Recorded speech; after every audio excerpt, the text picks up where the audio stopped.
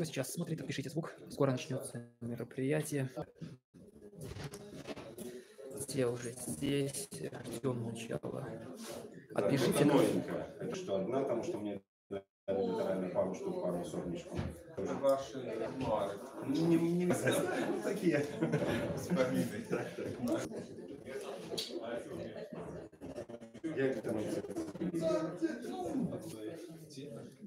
Слухайте, я цю Дмитру тобі передам подарунок до книжку особу.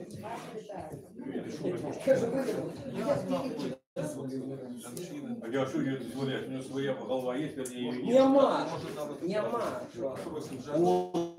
Вітаю вас. Так, привет, Беларусь. Отпишите как звук. Сейчас скоро начнется. Уже как бы все в сборе. Я запустил трансляцию, чтобы люди не ждали, потому что мы запланировали на 12 трансляцию. Павла, слышите? Просто я говорю в петличку, поэтому у меня другой микрофон. А спереди... Привет, кот, ты работаешь где-нибудь? Да, вот сейчас работаю.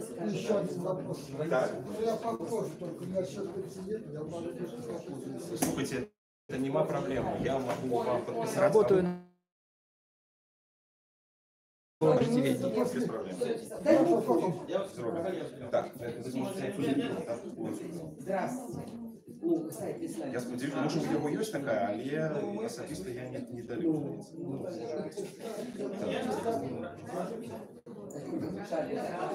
А это метро.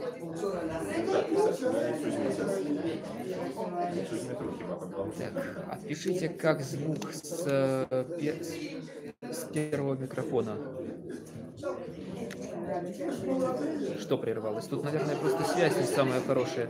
Здесь нет 4G, насколько я вижу. Здесь только H+. Поэтому я не знаю, насколько качественно идет трансляция, но я вижу, что идет трансляция, и 5 человек уже смотрят. Отпишите, говорю, как звук с первого микрофона.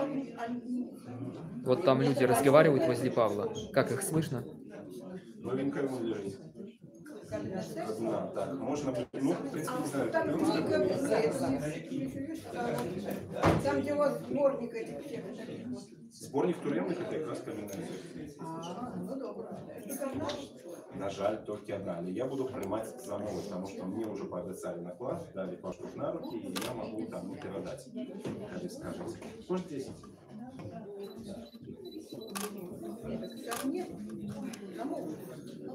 Одна комусь не достанется. Кто первый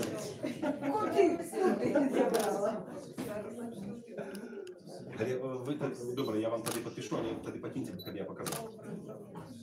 Добре.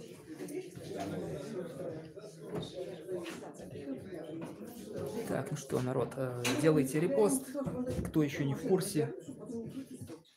Сейчас ждем, мероприятие начнется. Так, тихо, я зараз ось тут вот скромнее размешусь, а то я нечто да, во все боки. Так, вот мы сейчас видим, здесь пока идет премьера книг. Все желающие могут подойти, купить книги. Павел Сирениц подписывает книги, всем автограф. Сейчас начнется мероприятие основное. Так что собираемся, делаем репост побыстрее.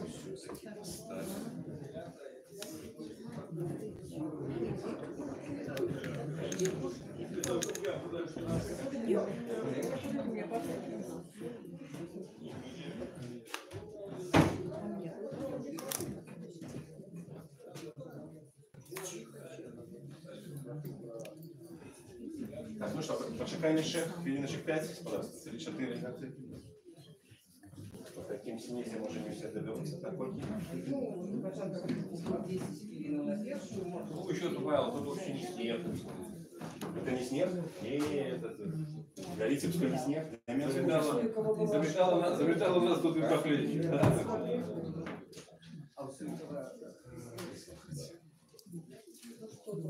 Вы, во-первых, в вашем суете, я там никакого снега.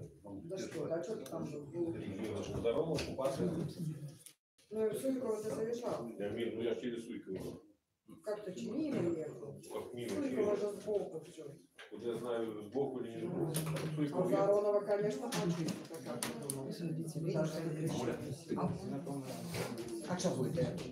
Нет, я килую там люди, я подписи собираю. Ну, поставлю тут вот. Вот я колелены там. Окей, хорошо. Сейчас ждем, пока начнется все. Ну, точную минуту, секунду сказать не могу. Вот уже все готово. Если так само. Я Паша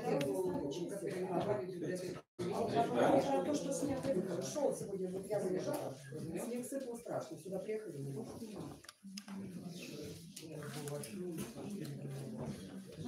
нас есть прокурора на улицу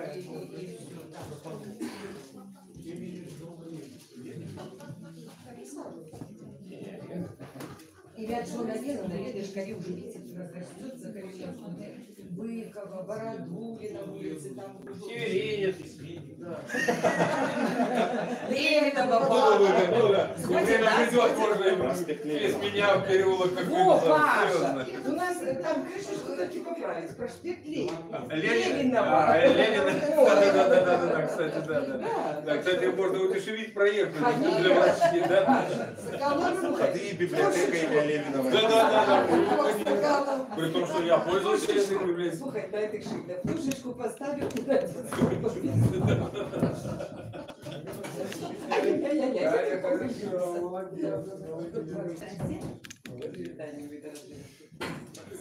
Привет, мать.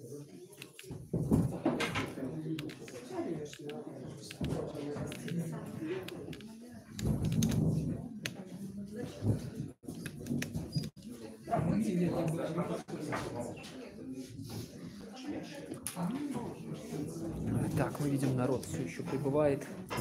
Добраться сюда не так просто на окраине, знаете, но Микола?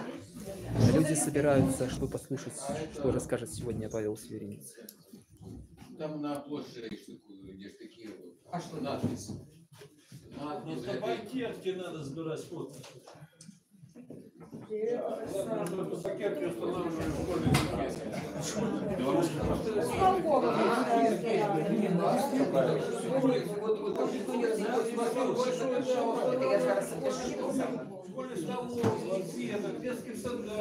Так, Игорь, допоможите ему, поверните листочек и закрепите так, как треба. А то ж нечто не соображает.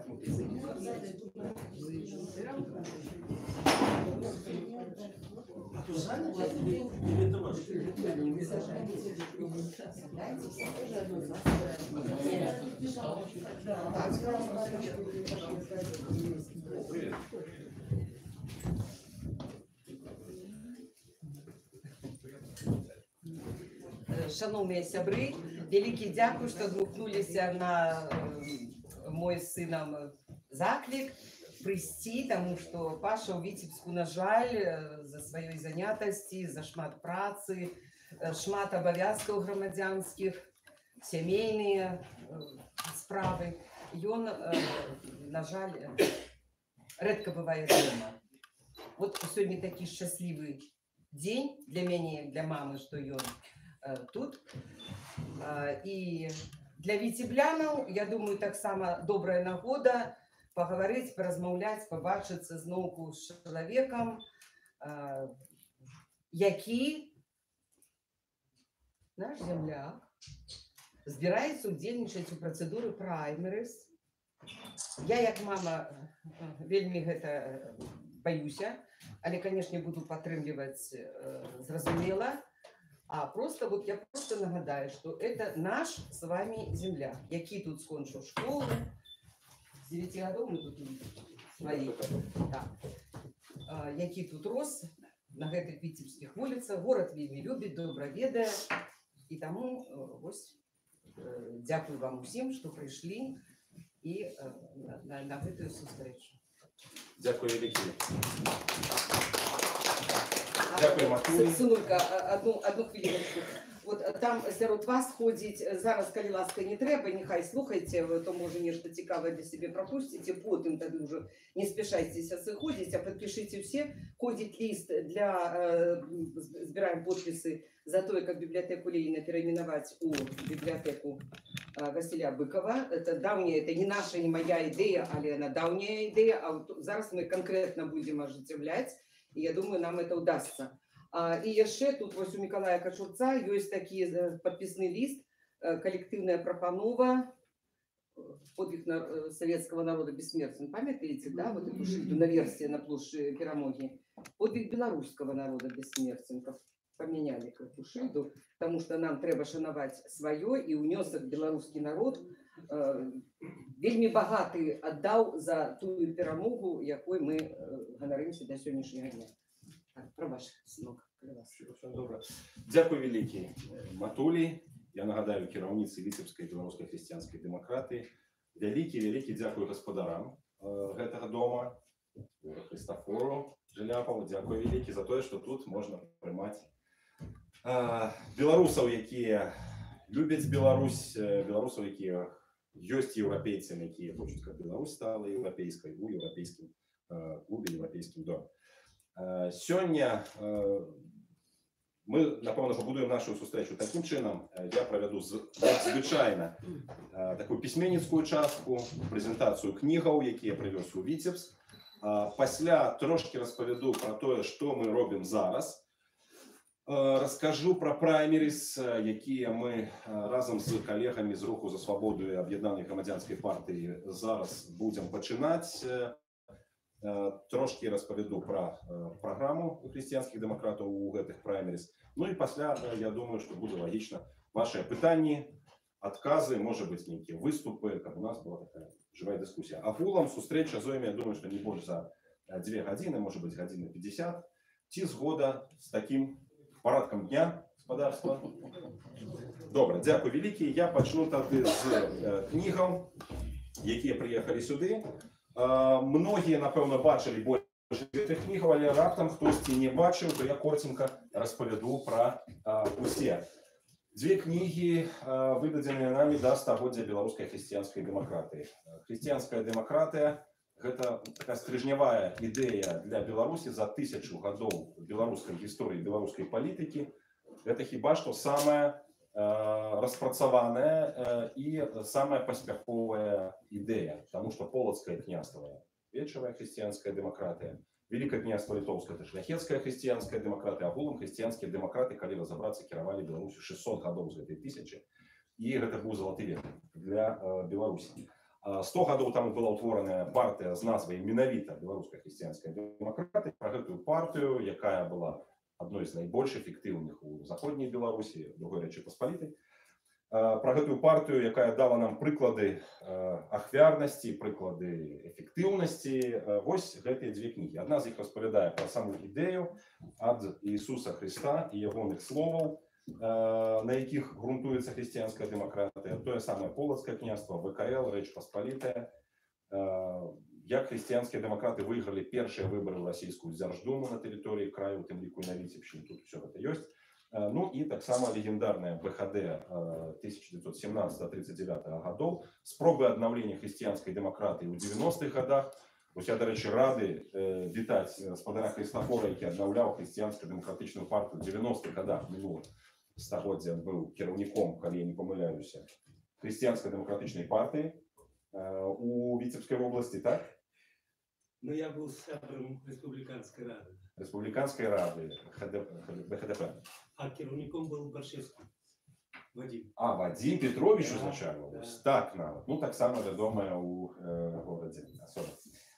Ну і врешті-решт сучасна нова християнська демократія. Ось тут на вокладці це історична християнська демократія, тут та, яка є тепер. Плюс тут фотоздимки, плюс тут програми усі з 1917 року, включаючи Апошню партію, Народна партія з християнським серцем. Усе собрано під одною вокладкою.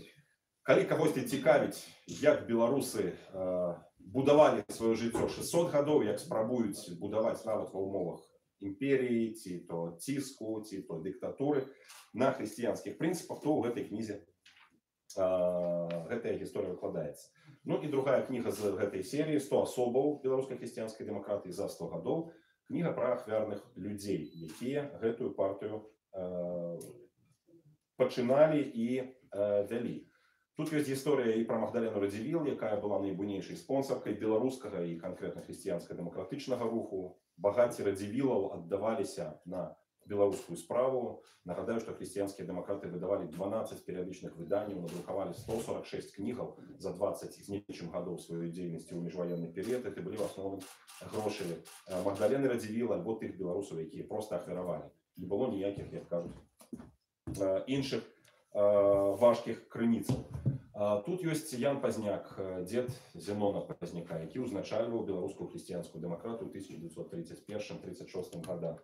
Тут ёсць Язэп Барадзюля, які мае самае непасрэднае дачыненне да Віцебска. Это ксёндз, які ў 20-е гады служыў у касцёлах у Ле, у Шачах. Таксама каротенькі час быў у касцёле Святой Барбары. Быў ён там, калі прыязджаў з гулагаўскіх адсідак. Ему давали по 3 гады кожнага разу, які ён адмаўляўся выдаваць чекістам тайну споведзі парафіянаў.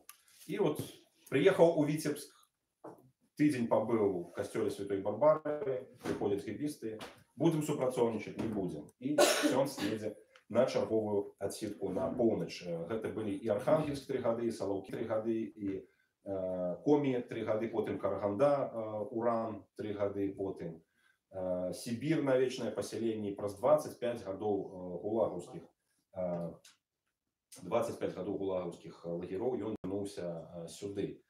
Аж вырачылі вочы НКВДшнікі, МГБ на той момант называлася структура, МГБісты, як выжыў. Не бралі яго тут пошасці ў 20-е гады, не ўзяў яго гулаг, ну яму 25 гадоў забаранілі служэнне.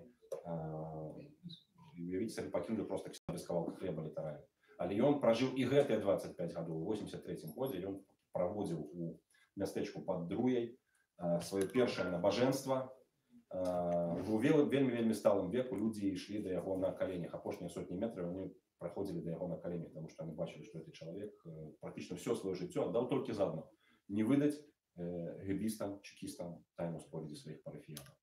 Про таких герояў мы, на жаль, просто не ведаем. Тут поўная кніжка таких гераічных гісторый. Тут і Казімір Сваяк, які за апошні год свайго жыцця хворы на сухоты стварыў 7 беларускіх школаў на Астравеччыне і правёў 3-месяцовыя курсы для настаўнікаў, бо тады не было настаўнікаў беларускай мовы. Ксёндз Міхась Бухлярэвіч пахаваны ў Казні Браслаўскага раёна, які падняў паўстанне супраць бальшавікоў у 19 годзе. Кажуць, мы беларусы мірныя людзі, а там просто ад прыступак ад ганку касцёла пачалося паўстанне, якое ахапіла 6 валасцей і тэрыторыю параўнальную там з сённяшнімі 3 раёнамі. Ксёндз быў расстраляны за гэтае паўстанне, але прыклад такой незломнасці ён даў. Тут ёсць і Адам Станкевич, і Вінцэнт Гадлеўскі, это лідеры хрысціянска-дэмакратычнага руху таго часу. На жаль, на вялізны жаль, гэтыя імёны ў Беларусі не ўшанаваныя. Ксёндз Адам Станкевич — это адзін з найвялікшых адраджэнцаў за ўсю гісторыю Беларусі. Ксёндз аўтар 20 кнігаў, ксёндз, які адным з першых пачаў казані па-беларуску, калі гэта было не прынята і калі за гэта нават карала касцёльная іерархія.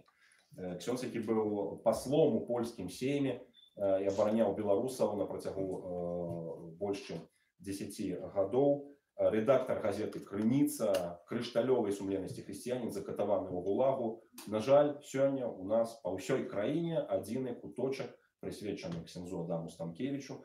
Гэта маленькі стэнд у музеі Браніслава Эпімах Шипілы у школе у Ветрына.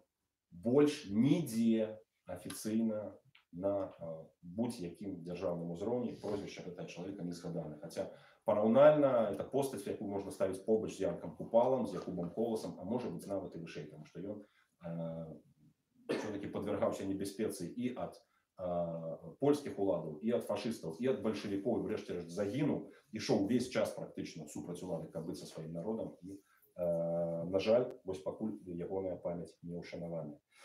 Праваслаўныя, такія як Вячеслав Богданович альбо айцец Александр Коуш і многія іншыя. Тут бачыцца цэлая россыпь прозвішчаў з 50 кіраўнікоў беларускай хрысціянскай дэмакратыі за 1917-39 гады. Уявіце сабе, з 50 чалавек 4 прайшлі Картуз-Бярозу, это концлагер, был у часы Речи Посполитой, часов санации. 15 были закатованы нацистами альбо пройшли гестаповские застенки, и 32 человека пройшли ГУЛАГ, альбо были забиты большевиками. Некоторые из христианских демократов покуштовали одного и другого и третьего. Вот гэтай истории тут у гэтай книжцы, плюс тут есть и 30 досье на сучасных христианских демократов. То бок тым ліку Тетяну Евгеновну, тым ліку і нас як лідераў, калі камусь цікава, тут ёсць дасье спадарства, можете глядзець все адценні біяграфію тут адлюстраваны. Яшчэ одна кніга «Беларуская глыбіня». Гэта артыкулы, якія друкаваліся ў свой час у нашай Ніве, пакуль я сидзеў за плошчу у спецкамендатуры ў Купені, Лужанскі раён. Был вайсковы гарадок, якога не было нават на мапах. Там быў пункт сувязі войскаў варшаўскай дамовы падчас карыбскага крызісу, велізарны падземны горад, там на некалькі паверхаў разбудаваныя такія падземныя галерэі, з якіх беларусы паводле сваёй партызанскай завядзёнкі пасля сыхода савецкіх войскаў вынеслі ўсё, што маглі. Засталіся толькі пячоры, такі бетон. Нельга уже было разбить и вытянуть. И наверсе там стоит спецкомендатура. Наверсе этого подземного городка. И там химики, которые отбывают свои термины. Кто за ДТП, кто за пьянку, кто за то, что у нас почался чемпионат света по хоккею, альбо рыхтуются европейские гульни. Ненадейные элементы перед европейскими гульнями будут отправлять вот такие глухие спецкомендатуры, яких по Беларуси каля 50. Давялося быць там 2 гады і 2 месяцы, быць до конца тэрміну. Ну і тое, што я там пабачыў, яно выкладзена вось тут. Тут все гісторыі пра беларусаў, якія там сядзяць, пра беларусаў, якія дапамагалі, беларусаў з царквы, у якую не дазвалялі ездзіць, беларусаў, якія прысылалі лісты, пасылкі альбо прыязджалі туды.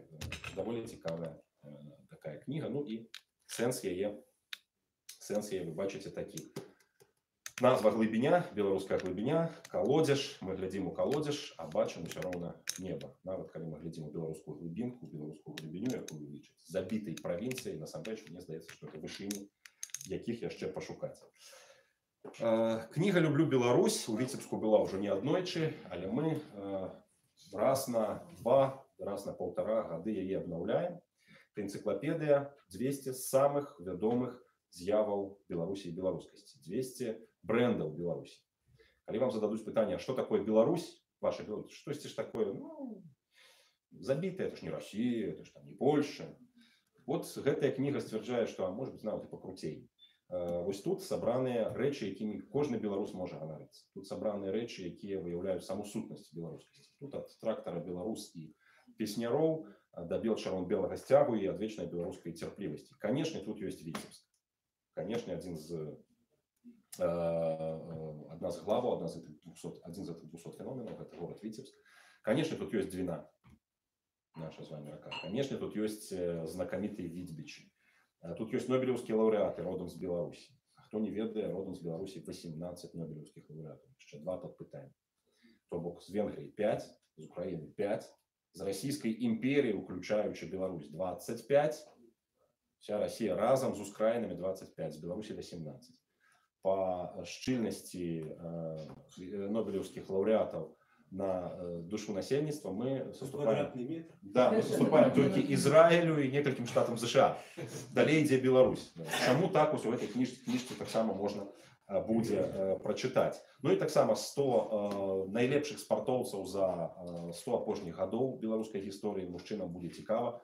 Успомнить там героев 60-х, 70-х, футболистов, хоккеистов, знакомитых тяжкоатлетов и фехтовальщиков, 14 национальных видов спорта, от гандбола до тяжкой атлетики и, конечно, феномены с галины культуры, господарки, с галины особов, 45 наивеликших особов в истории Беларуси. Такая своя особливая энциклопедия. Самая любимая книга у студентов и школьников. Чтоб не задали студенту ці школьнику по теме Беларусь, 99% тут просто можно брать и со спасылками, с литературой додатковой, с лічбами, с фактами, это тут есть. Рекомендации до этой книги. Далее выдатные люди, это Владимир Орлов, Полоцкий, наш с вами земляк, наилепший, напомню, историк сучаснай Беларусі. Светлай памяці Ігнацій Бураўкін, народны паэт Беларусі, таксама віцебскі, дарэчы, з Віцебшчыны, і Анатоль Петрович Рыцкевіч, доктар гістарычных навук, пастор Эрнст Сабіл, які 13 гадоў быў у ГУЛАГу. Яшчэ адна кніга, гэта «Беларусалім». Мы прэзентавалі яго год таму, як называлася месца, Торвальд, хіба што, так? Так, Торвальд на Камсамольскай. А хто быў там, тут прысутны? Можна паглядзець? А нават не большасць была. Добра. Я зразумеў, вы былі ў Менску на прэзентацыі. Добра. То я тады трошачкі распавяду пра гэтую кнігу як пра мастацкую літаратуру. Гэта не літаратура факту, это не гісторыя, як было ў папярэдніх кнігах, гэта прытча, роман прытча, будзем так казаць. Роман з аднаго боку пра Беларусь і беларусаў, з другога боку роман хрысціянскі. Роман пра канец свету, які пачынаецца ў Беларусі. Калі я звычайна кажу эту фразу на прэзентацыях, такая лёгкая імгла ў вачах чытачоў, канец света, які пачынаецца ў Беларусі. Паша, ты паехаў дахам. Што гэта такое? У рэальнасці ёсць найменш две прычыны для таго, каб напісаць такую гісторыю пра Беларусь. Першая прычына заключаецца ў тым, што да канца свету засталося ўжо зусім нешмат нам з вами ў Беларусі. Мы неяк слаба задумваемся пра тое, што Беларусь зараз на першым, другім месцах у свеце па ўжыванні алкаголю на душу насельніцтва. Мы слаба задумваемся пра тое, што мы краіна, у якой першае месца ў Еўропе па колькасці жанчын, якія сядзяць у турмах. Мы слаба арыентуемся ў лічбах, як вось мы у мапе абортаў ці разводаў, мы на адным з першых месцаў у свеце па абортах, па забіццю ненароджаных дзяцей і па разводах. Парадка паловы сем'яў у Беларусі, якія ствараюцца, не развальваюцца. Это жахлівы паказнік. Чарнобыль сюды дадаць, 25 гадоў дыктатуры дадаць сюды, дадаць страшэнныя страты ў першай і другой сусветных войнах. І яшчэ адзін вельмі сумны рэкорд, месца ў тройцы, 10 гадоў мы утрымліваем месца ў тройцы па колькасці самагубцаў на 100 000 чалавек насельніцтва, на самазабойства. То есть, калі прызадумацца над гэтым, ну, просто полюс нейкі. Разумееце? Полюс этой бяды. І мы нават не ў яме, мы просто ў шахце. Адкуль яшчэ выбірацца, можа быць нават цэлае жыццё, а можа быць нават некалькі пакаленняў. Это одна причина. Другая причина заключается в тем, многие верники про это ведают, нават не многие верники в Беларуси, что у пророцтвах про конец свету Беларусь мае свое место. У Библии ключевое пророцтво, якое показывает на апошнія часы, это пророцтво про то, что народ абраны Богом, народ израильский вертается в Палестину, землю обетованную. На памяти наших с вами батьков, а тут присутных есть люди, которые, может быть, нават и памятуют той самый 48 год, когда была обновлена незалежность Израиля, то есть евреи из всего света вернулись в Израиль, 37 человек подписали декларацию незалежности Израиля. Из 37 человек, которые подписали, 11 это были белорусские евреи. Это больше, чем в любой иншей краине. При этом, при усім, 3 президента и 7 премьер-министров Израиля родом с Беларуси. А заснавальники сионистского руху, які привел до того, что евреи всего свету поехали туды, они родом с Беларуси. Аднавитель іўрыту, на якім зараз гаворыць Израиль, так само родом з Беларусі, з Віцебскай обласці, з Лужком, Ягуда бен Элиезер. І он один размаўляў на гэтай старажытнай мёртвай мове, один, разумеется, за некалькі десяткаў гадоў на ёй загаварыла ўся краіна. Так што не плачьте, што беларуская мова там пакуль, калі жывы 1 ці 2 ці 3 чалавекі, мова яшчэ жыве, паказвае досвед таго ж самага бен Элиезера. Дык вось, паколькі Беларусь это была фактычна тым самым Израилем у 19-е, пачатку 20-го стагоддзя, в беларускіх гарадах, уключаючы Віцебск, 50, а то і больш процентаў жыхароў складалі менавіта габрэі, то гэта праўства тычыцца першую чаргу Беларусі, першую чаргу нас з вами. Так што мы з вами у Божых раскладах пра канец свету маем нейкую важную і асаблівую роль, якую, ну, я пастараўся раскрыць так, як я гэта бачу. Тым жа часам, яшчэ раз паўтару, кніга это не пра габрэяў, нават не пра беларускіх габрэяў, это кніга пра беларусаў. Пра тое, як беларусы кахаюць, як беларусы кажуць праўду і хлусяць, як яны змагаюцца про то, як яны вераць, як яны дачыняюцца з Богом. У гэтай кнізе сабраная цэлая калекцыя гісторыяў, як веруючыя людзі альбо тыя, хто адчаяўся, тыя, хто прыходзіць да Бога, размаўляюць з ім. У Бога верніка такі сакрэт ёсць, ён можа маліцца, і Бог яму неяк адказвае праз нейкія знакі, праз нейкія сігналы. Я сабраў цэлую калекцыю, і яна ўплеценая тут у мастацкую канву.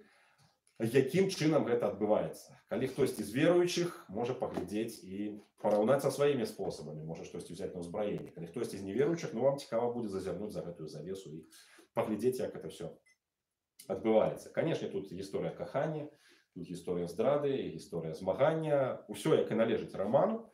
Адначасова кажу, што это толькі першая кніга. Калі дасць Бог, все будзе добра, то ўжо ў канцы гэтага года мы выдаем працяг, другую кнігу Беларусаліму. За другой кнігай будзе і трэцяя. Будзе «Валадар пярсцёнкаў», трылогія. Все 3 кнігі напісаныя, выдавацца яны будуць такім чынам, каб правесці па ўсёй Беларусі, па большасці раённых цэнтраў, мястэчак, гарадоў, вось гэтую самую кнігу. Зараз нам засталося яшчэ 23, калі я не памыляюся, гарады і райцэнтры па Беларусі, дзе Беларусалім яшчэ не быў. І пасля ўжо тады другая кніга. Хачу таксама папярэдзіць тых людзей, хто ўжо чытаў, альбо тых, хто збіраецца чытаць.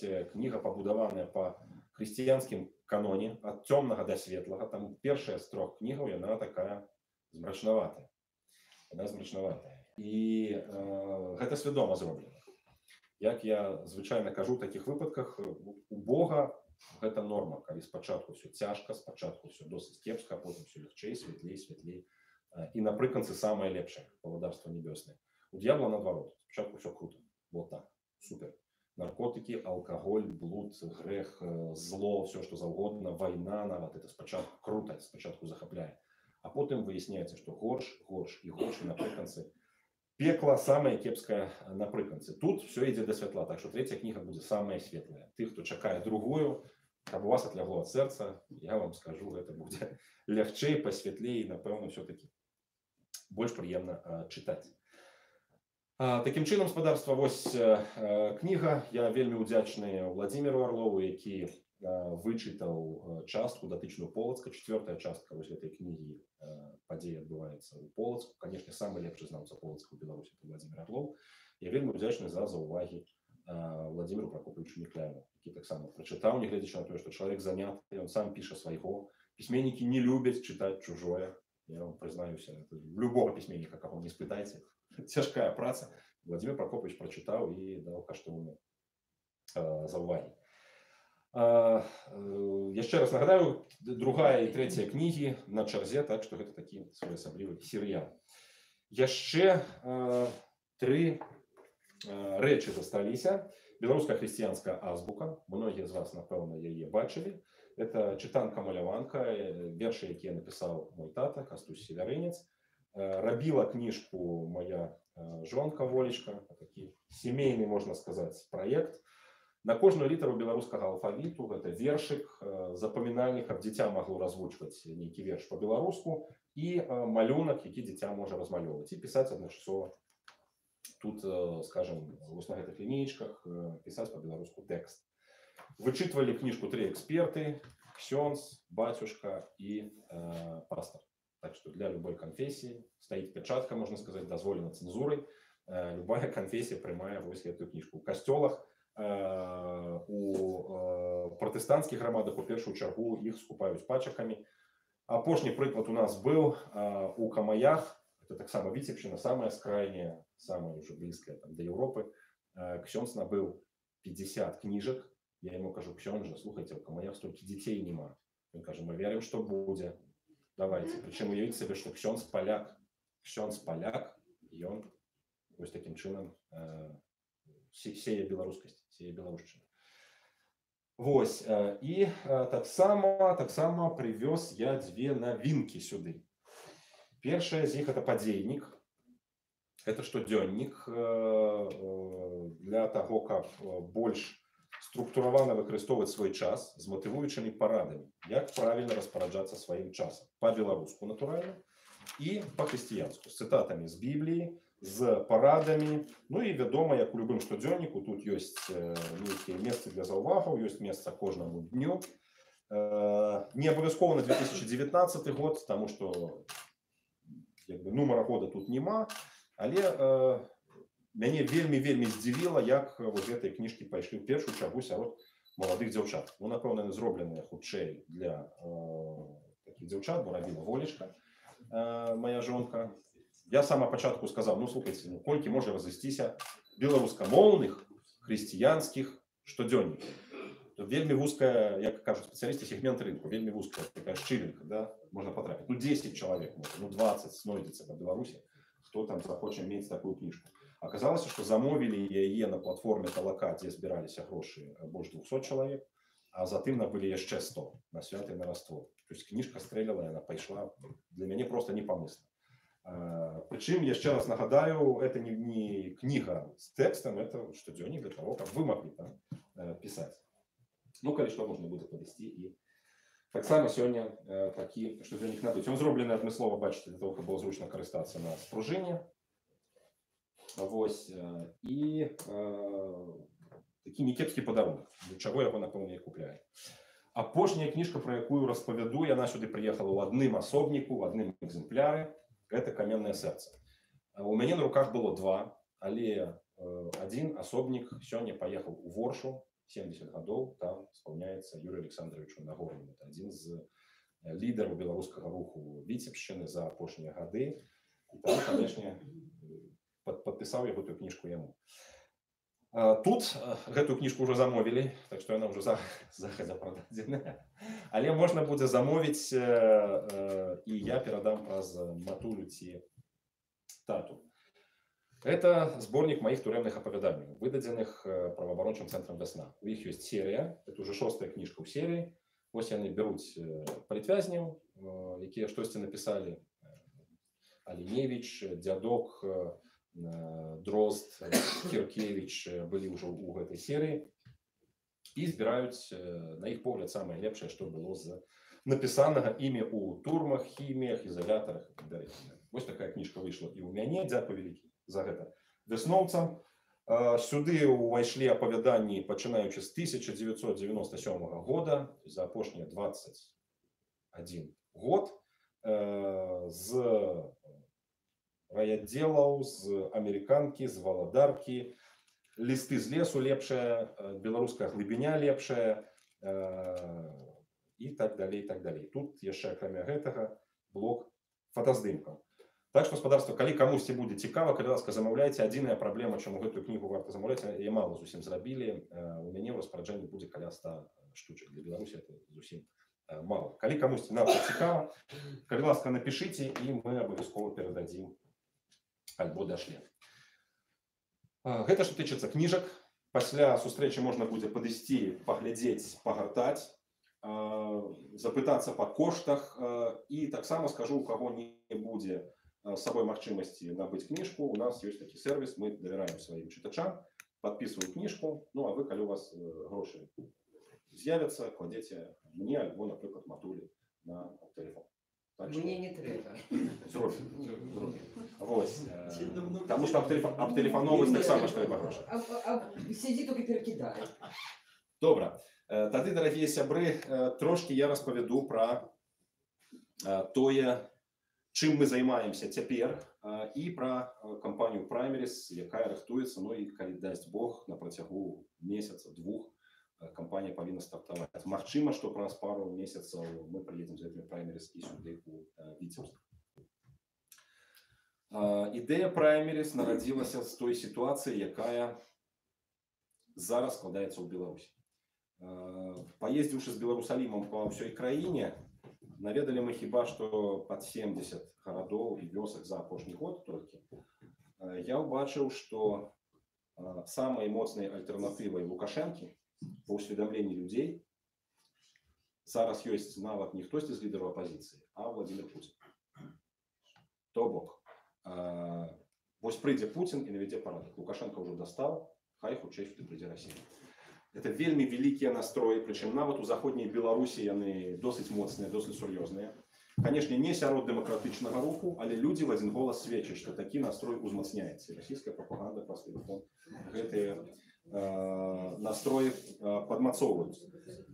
Гэта праблема нават не такая уже и проблема Лукашенки, это проблема нас с вами, это проблема наша. Белорусская оппозиция раздробленная, и у нас с десяток лидеров, яких меньше ці больше слухают. Хтось слухає Зенона, абсолютно слушно. Хтось Ставкевича, хтось там Лебедьку, наприклад, хтось Некляева. Абсолютно достойные люди, але коли разом яны говорят и отрымливаются некие взаимовыключные речи, народ глядеть, а просто кто не вникает в политику, слухайте, не можете разобраться поміж собой, хай прийде Путин. И это вельмі Менавіта за свободу Об'єднана громадянская партия домовились провести перед кампаниями 19-20 годов праймерис. Гэта кампанія, падчас якой люди, як на открытым чемпионате Австралии по теннису, долучаться в эту процедуру, так просто кто завгодно, хоть просто громадянин Беларуси, приходят, выступают со своими программами, со своими уявлениями, як треба менять Беларусь.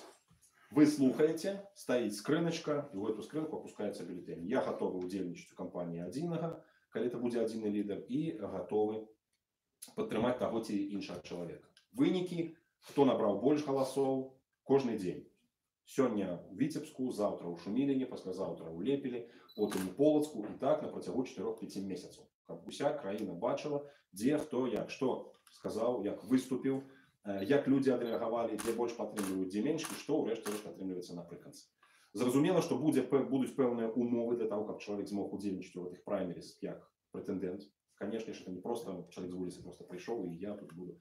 Там подписать пэўныя умовы, датычныя дэмакратыі, незалежнасці ў Беларусі, зрабіць пэўны арганізацыйны ўнёсак.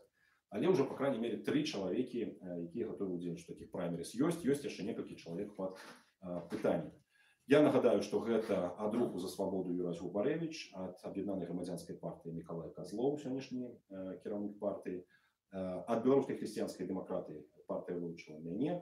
І урэшце-рэшт прапановы дасланыя разглядаюць пытанне ўдзелу ў праймерис Ганна Канапацкая, Кучук Зміцер, это кіраўнік, адзін з кіраўнікоў партыі зелёных. Мы накіравалі таксама такія запрашэнні кіраўніку сацыял-дэмакратаў Ігару Барысаву, кіраўніку Беларускага народнага фронту Рыгору Кастусёву і кандыдату ад БНФ Алексею Янукевичу. Яны думаюць, ці варта будзе прымаць у тым удзел. Калі падчас вось гэтых 4-5 месяцаў можна будзе правесці праймерис і выясніць, хто сапраўды здольны найбольш ясна патлумачыць беларусам, як мы збіраемся мяняць, ён і будзе зацверджаны на кангрэсе гэтым самым адзіным. Галасаванне будзе рабіцца бюллетэнямі, асноўнае галасаванне бюллетэнямі. Дапаможнае галасаванне для розгаласу, для піару, інтэрнэт-галасаванне. Мы ўжо знайшлі пляцоўку за мяжой, дзе можна падлічваць галасы, каб немагчыма было разбурыць падлік галасоў тут у Беларусі. Ну і ўрэшце-рэшт на самім кангрэсе, паводле такого пэўнага пагаднення, якое ёсць ужо зараз, не будзе выбірацца, а будзе зацвярджацца і выступаць ужо выбраны па выніках праймерис прэтэндэнт. Цяпер, што тычыць пытання, гэта выбары ці гэта не выбары, то есть это удзел ці это байкот. На маё меркаванне, я выказваю сваё прыватнае меркаванне, удзел у тым, што ў нас называецца выбарамі, магчымы толькі пры нейкіх форс-мажорных абставінах. Бо выбараў няма, вы ўсе гэта ведаеце. Але ёсць некалькі акалічнасцяў. Першае, падчас прэзідэнцкага фарсу, прэзідэнцкага спектакля, які адбываецца, ёсць юрыдычна вакно, праз якое можна прорвацца, вырвацца з гэтай сітуацыі, якой мы знаходзімся. Калі штосьці за 3 месяцы да выбараў альбо за месяц пасля здараецца з Лукашэнкам, альбо адбываюцца нейкія падзеі, то па ўсіх юрыдычных канонах і па ўсіх сацыялагічных канонах той, хто найбольш раскручаны як ягоная альтэрнатыва, ён, як правіла, можа і удзельнічаць і станавіцца наступным прэзідэнтам. Логіка транзіту, логіка пераходу ад аўтарытарызму да дэмакратыі, дзесятак краінаў гэта пацвярджае. І таму гэта можа быць. Па-другое, я думаю, што калі просто удзельнічаць, і вот кандыдат будзе там масоўкай для Ярмошніка, для Лукашэнкі, атрымае свае там прыміжальныя 1,5, 2, 5, неважна, процентаў, то гэтага рабіць не варта. Маё меркаванне, што это будзе просто падыгрыванне Лукашэнку. І, канешне, рашэнне трэба будзе прымаць у залежнасці ад таго, што нас чакае ў тым самым 19 або 20 годзе. Что это может быть за форс-мажор?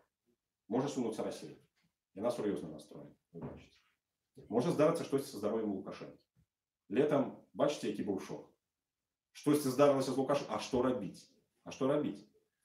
У мяне адказ зразумелы заўсёды, як толькі штосьці здараецца з Лукашенком конкретно сур'ёзнае, беларусам трэба збірацца на плошчы і стаяць там до тых пор, пакуль голас народа не пачуюць. Все. Потому что Россия вельмі хутка можа прыслаць зеленых чалавечкаў і сарганізаваць тут кого-нибудь з атачэння сённяшняга Лукашенко і просто захапіць гэтую ўладу, не даць беларусам сказаць слова зноў. Можа штосьці здарыцца ўнутры, палацавыя перавароты ніхто не адмяняў. Таму, у прынцыпе, могуць быць вялікія грамадскія забурэнні. Паглядзіце, што зараз робіцца ў Берасці з акумулятарным заводам, у Менску з ушчыльненнем, напрыклад, альбо што рабілася ў 17 годзе з недармаецкім дэкрэтам. Это магчыма. Беларусы показалі, што яны могуць. Нейкая чырвоная рыса пераходзіцца, яны масава выходзяць на вуліцы. Такое можа быць.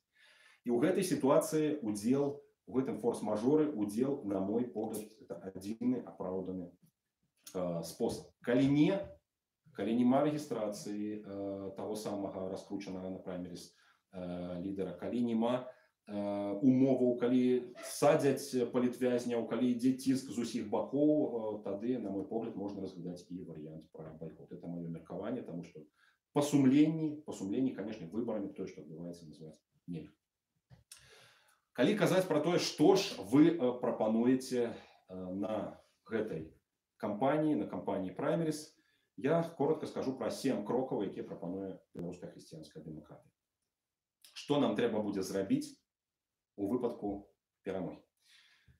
Першае – это вернуться до Конституцыі 1994 года. Потому что зараз Беларусь па-за правовым полем. Мы уже привыкли до гэтага, але поверьте, сапраўды па законе мы зараз живем не в законодаўчай плоскасці. Пасля референдума 95-го и асабліва референдума 96-го годов у нас просто не працуюць законы, их давядзецца потым адмяняць. Вернуться до Конституции 94. Калі ёсць моцны парламент, калі ёсць прэзідэнт, але ягоныя функцыі істотна абмежаваныя, і калі ёсць баланс галінаў улады і незалежная судовая галіна. Другі крок, які трэба будзе зрабіць, это заснаваць часовы урад з тых дэмакратычных сілаў, якія перамаглі, прыцягненнем тых прафесіяналаў, якія не заплямілі сябе рэпрэсіямі, удзелам у фальсіфікацыі выбараў, ціскам на людзей. Вось гэтую каманду часовы ўрад трэба будзе ўключаць адразу, таму што вялікая краіна, а Беларусь это не маленькая краіна, яна мае патрэбу ў тым, каб выхадзілі тралейбусы і працавалі. Прадпрыемствы і часовы ўрад з гэтым усім павінен будзе справіцца. Адначасова скажу пра тое, што гэты ўрад, меркуючы па ўсім, павінен будзе зрабіць скарачэнне колькасці чыноўнікаў, скарачэнне колькасці кіруючага апарату. Это адзін з першых крокаў, бо ў нас сёння 60 000 чыноўнікаў лічыцца. Такой краіне, як Беларусь, патрэбна не больш за 20 000. І, дарэчы, устае пытанне, кім іх замяніць. У сённяшняй беларускай апазіцыі 20 000 актыўных людзей, яшчэ спецыялістаў, просто няма. І ясна, што трэба будзе чэрпаць гэтых людзей з грамадства. Хрысціянскія дэмакраты прапануюць найперш браць такіх людзей сярод сумленных прафесіяналаў і у церквах. Там, дзе людзі маюць уяўленне пра тое, што такое мараль. Там, дзе людзі ведаюць, што красці – это грэх, што хлусіць – это грэх. Там, дзе людзі стараюцца жыць па сумленню. Бо самая вялікая праблема, самы вялікі дэфіцыт на момант пераменаў – это будзе сумленнасць. Вот зараз ва Ўкраіне нават галоўная праблема не вайна, галоўная праблема карупцыя.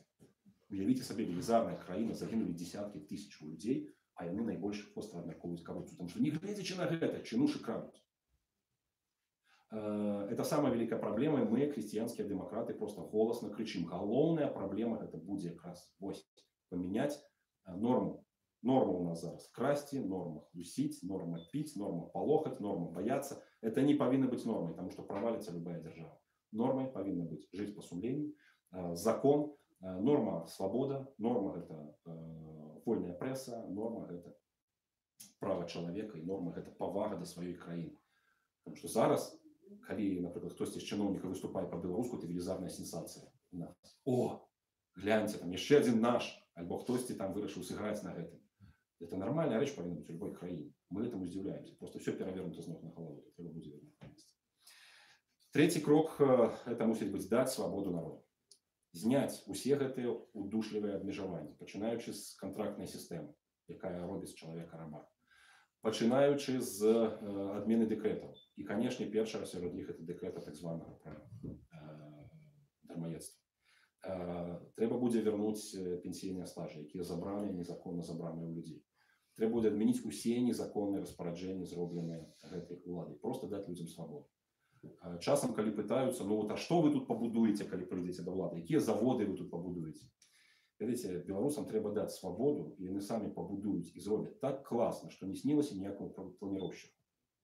У нас у Беларусі вельмі таленавіты народ. Паглядзіце на нашу моладзь. З 10 высокатэхналагічных стартапаў, это таких пачатковых праектаў, якія імкліва разгортваюцца, 5 зроблены беларусамі. У рэгіёне сярод России, Украины, Беларусі, Прибалтыкі 5. Тыя ж самыя танкі, якія зараз мільярды прыносяць, той же самы Вайбер, на якім зараз сотні мільёнаў, праз які размаўляюць, это беларускія распрацоўкі.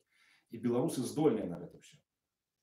Трэба толькі даць ім свабоду працаваць, трэба забяспечыць ім проста мінімальныя умовы. Беларусь павінна развівацца як краіна IT высокіх тэхналогій, краіна лагістыкі, краіна транзіту ў першую чаргу, а потым ужо гэтае пытанне там спадчыны савецкай мінуўшчыны, нейкія цяжкія рэчы, экалагічна шкодныя рэчы, увогуле, на мой погляд, не павінны разгортвацца ў Беларусі. Усе гэтыя акумулятарныя заводы, усе гэтыя заводы цэлюлозы, усе гэтыя кітайскія распрацоўкі, якія проста труцяць людзей і зямлю, яны не павінны ў Беларусі быць. Тут зялёная зона Европы, тут зялёнае сэрца Европы, не трэба сюды піхаць увесь гэты бруд. Четвертый пункт нашей программы – это вольные парламентские выборы. Насамрэч, нават не часовы ўрад з хорошых людзей, якія перамаглі, мусіць весці беларусаў да лепшага жыцця. Беларусы самі павінны гэта вырашаць. Таму свабодныя парламенцкія выборы і моцны парламент, які будзе зацвярджаць міністраў. Я думаю, тут не трэба багата гаварыць.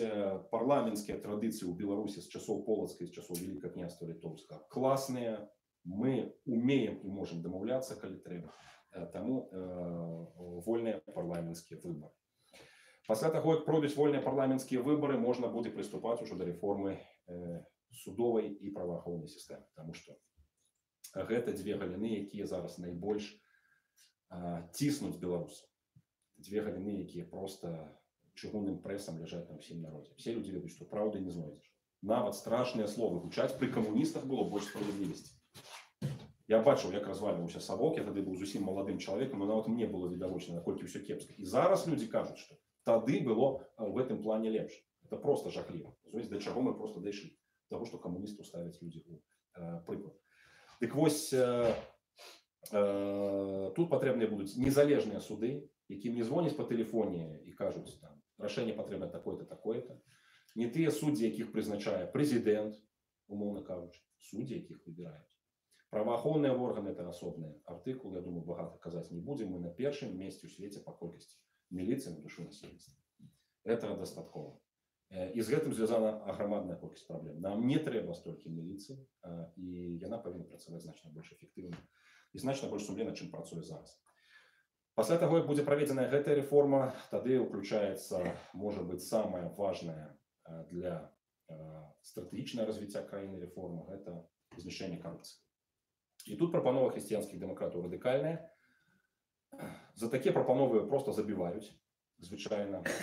Это закон Лінкольна, так званы. Забіваюць тыя, каму невыгадны будзе закон. Закон Лінкольна. Такі закон ёсць ва ўсіх развітых краінах, і практычна няма ні закона, ні яго аналагаў, ні ў воднай краіне сённяшняга СНГ. Сутнасць закона ў тым, што чалавек, які дапамагае дзяржаве выкрыць факт коррупции, атрымлівае 25% ад сумы скрадзенай. То есть, як быццам ён знайшоў скарб. І паверце, в Штатах альбо ў заходняй Еўропе сотні мільярдаў долараў кожны год эканомяцца, таму што баяцца красці. Потому что нават калі любы чыноўнік альбо любы алігарх штосьці крадзе, ён жа робіць это не сваімі рукамі. Не сваімі рукамі штурхае тыя вагоны ці перавозіць тыя фуры. Это робяць паведныя кіроўцы, робяць паведныя людзі. Ну і от уявіце сабе, чалавек, які ведае, што адбываецца крадзеж, ён это все фоткае, бярэ дакументы, ён прыходзіць у суд, і яму 25% от гэтага. Праблема вырашаная. То есть на Захадзе гэта працуе. Чаму закон Лінкольна не ўведзены ні ў воднай краіне СНГ? Я думаю, што вы все здагадваецеся. каб кралі, каб красці, жыць у шчасці, красці. Інакш людзі ўсё бачаць, і практычна няма ніводнага выпадку, каб выпадак карупцыі прайшоў без чыёй-небудзь увагі. Гэта 6-й пункт. Канешне, там будуць заваленыя тыя самыя незалежныя суды іскамі, канешне, там будуць кучы уцёкаў, але не забяруць яны з сабой катэджы, якія набудавалі за скрадзеныя грошы, не забяруць яны всю тую маёмасць, не змогуць яны павыводзіць таксама і рахункі, ёсць все-таки Інтэрпол, так што тут можна будзе взяць за горло всю эту карупцыю і дзейнічаць з ёй сапраўды радыкальна. Пра там украінцам я бы параіў в першую чаргу, не трэба там десяткі законаў і пастановаў па змаганні з карупцыяй, ад якіх нічога не мяняецца. Прыміце закон Лінкольна, і ўсё, у вас на працягу 2-3 гадоў аўгіевыя стайні будуць вычышчаныя просто да бляску. Я думаю, што гэта трэба будзе рабіць і нам, не гледзячы на супраціў. Супраціў будзе ого, які вы сабе уяўляеце. 7-е – гэта рэформа мясцовага самакіравання. Таму што беларусам трэба даць свабоду не толькі ў плане гаспадаркі, эканомікі, а і ў плане таго, каб арганізоўваць сваё жыццё самім. Это ключавая пазіцыя хрысціянскіх дэмакратаў, субсідыярнасць, это асноўны наш прынцып. Ён заключаецца ў тым, што праблема павінна вырашацца на тым узроўні, на якім яна існуе. У нас зараз праблема вырашаецца як? У вёсцы няма плоту. В сельсавет. Сельсавет кажа, грошай няма, трэба ў раён. Раён в обласць. У нас няма грошай на ваш плот. Трэба вышэй. І так, як кажу, да Александра Григоровича. Ён там сидіць і перебірае бульбу. Это кепска, это добра, по телефону. Так? Тым самым анекдоце. Праблема павінна вырашацца на месцы. Для гэтага у мясцовых самакіраванняў, у муніцыпалітэту павінны быць грошы на іх вырашэнне. Прапанова хрысціянскіх дэмакратаў простая. Мы павінны траціну сродкаў пакідаць на мясцовым узроўні. Муніцыпалітэт, мікрараён, вёска, мястэчка. Траціна ідзе ў павет. Это, як кажуць, цэнтр рэгіянальны, так? Віцебск, Полацк, ці глыбокая, напрыклад, на Віцебшчыне, Борша. І трэцяя частка ідзе ў Менск на патрэбы агулу дзяржавы. Это гарманічная схема, яна дазваляе развівацца ўсяму і мясцовай супольнасці. Яна знішчае таксама карупцыю, таму што зараз падаткі назбіраюцца як? У вас з кішэні выцягнулі, забралі, это перадалі ў раён, з раёна ў вобласць, з вобласці ў цэнтр, і адтуль з міністэрстваў размяркоўваюць уніз крошкі, якія засталіся, таму што кожная шчыпну ад кілбасы столькі, колькі трэба на сваім этапе. Зараз все застаецца на месцы, выбраныя вамі людзі распараджаюцца, кепска распарадзіўся, в турму, альбо наступны раз не выберем. Все. Добра распарадзіўся, выбіраем на наступны тэрмін, давай рабіць цудоўныя дарогі, давай рабіць, значит, зеленую зону, роварныя дорожкі і так далее. Ва ўсёй Европе это працуе так. Тут роваров знаходзіць не трэба, гэта ўсё ёсць. Трэба просто даць грошы. У нас в сельсавета грошай няма, в раёне грошай няма, всім распараджаюцца нейкія невядомыя дзядзі у там, Менску, напрыклад, блізкія да Александра Григоровича. І все. А по вялікім рахунку вялізныя потокі ідуць мимо бюджэтаў. Просто мимо бюджэтаў яны ідуць у кішэні каму трэба і распілоўваюцца. Гэта все трэба, безумоўна, заканчиваць. І вось рэформа мясцовага самакіравання накіравана ў першую чаргу на гэта. Акрамя таго, па нашым меркаванні трэба прыходзіць да больш эфектыўных паветаў, якія даюць значна лепшую энергаэфектыўнасць, якія не дазваляюць траціць грошы на глупыя рэчы. Таму што, уявіце сабе, на Віцебшчыне, скажем, тыя ж самыя Камаі, пра якія я распавядаў, ці Лынтупы, это вельмі умоўна можна назваць Віцебшчынай. Адтуль да Менску бліжэй, чым да Віцебска, і даехаць, прабачце, праз там 300 кілометраў да обласнога цэнтру, а едуць і вязуць, таму што трэба, таму што так у Савецкім Саюзе былі арганізаваны вялізныя блокі падкаваныя военно-прамысловаму комплексу. З гэтых часоў нічого не змянілася. Губляюць усе. Губляе Віцебска, губляюць Лынтупа, губляе Полацк, губляем мы з вами. Просто высаджваем у паветра. І той бензін, і тыя грошы, і магчымасці, і людскі час, самае галоўнае. Это вось это самые бедные, до речі, это самые бедные районы в Беларуси. Шаркаўшчынскі, значит, Браслаўскі, Мёрзкі. Ну что казаць, калі там заробак выплачваюць зараз мяса. И человек приходит у Мёры сплочваць, значит, сплочваць кредит, и он кажет, мне дали мясом, я вам мясо принес в банк. Вы кажете, иди отсюда. Я не могу, я могу вот так вот вам заплатить. Я выкликают на его милицию и садят на 15 суток. Это реальная история. Ну, уявите себе. Альбо человек, который нам кажет, Паша, я бы всей душой, я готов вступать в христианскую демократию, Олег говорит, у меня великий заработок, я боюсь за свою працу. Но какие у вас там великий заработок? 200 рублей. 200 рублей, говорит, тут мало у кого есть такие. Ну, все. А в колгасах 30, 40.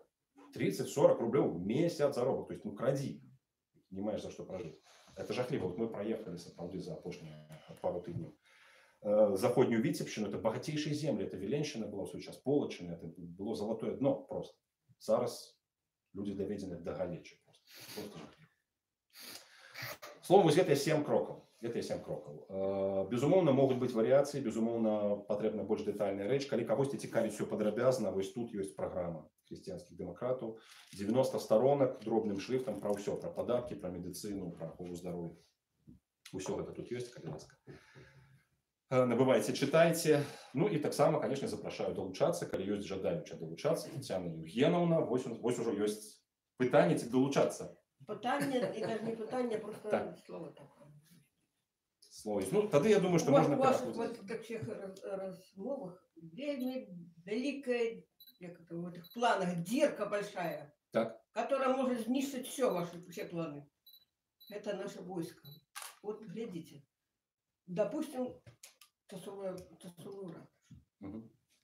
Все это перевернулось, а границы у нас голые. Некто закричит, что русских притесняют, все. И тут были все, а я буду Донбассе. Вот это вот головное. Тут, дорогие сябры, нам трэба будзе ісці по досведзе ближайших краінаў, и нам трэба будзе разуметь, что трэба будуць добраходныя батальоны. Я считаю, что это другим питанием должно стоять. Ну, я просто свядома не браў ситуацию с Россией, потому что крокаў будзе не 7. Крокаў будзе 15. Конечно, потребная нормальная цивилизованная межа. Может быть, без таких звышнатуральных складанасцей мы все равно технично не сможем там провести то, что зроблено на заходней меже, але обовязково повинны быть памежный контроль. Обовязково повинны быть добраходныя батальёны. Я лічу, что тых хлопцаў, якія зараз по Украине с вайсковым досведом, сур'ёзным вайсковым досведом обороняют нашу и вашу свободу, з іх трэба будзе складаць камандныя кадры вось гэтых батальёнаў. Трэба будзе запрашаць сюды, конечно, скасоўваць все гэтыя ліпавыя крымінальныя справы, якія на іх заведзены, запрашаць і прасіць паўдзельнічаць у абароне беларускай незалежнасці, запрашаць усіх людзей з досведам, потому что людей, кадровых офицеров, готовых оборонять незалежность Беларуси, в Беларуси хапае, поверьте, сумленных людей хапае. Я когда зараз ездил по Беларуси, есть, ну, конечно, и он зараз грозится, я 7 миллионов автоматом раздам. Это слово пакуль што. Нема пакуль што дзеянняў. Нема пакуль што дзеянняў, накіраваных на реальную оборону незалежности. Будет одна проблема.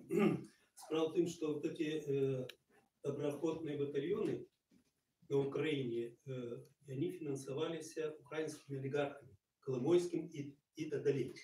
И коли таких не знойдется на Беларуси тебе еще, кто мог бы доброходникам набыть этот автомат, який Лукашенко не даст, то доброходникам застанется только кидаться под танк, больше ничего.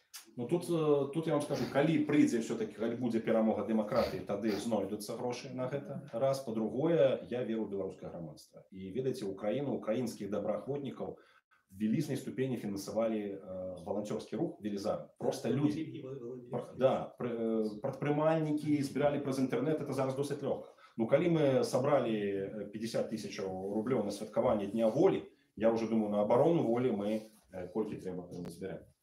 Да, у меня такое питання. Ось ми почули програму після перемоги на виборах, а ваші дії після перемоги на праймеріс, коли отримаєте, і так само дії ваші, коли не отримаєте перемоги. Що будете робити?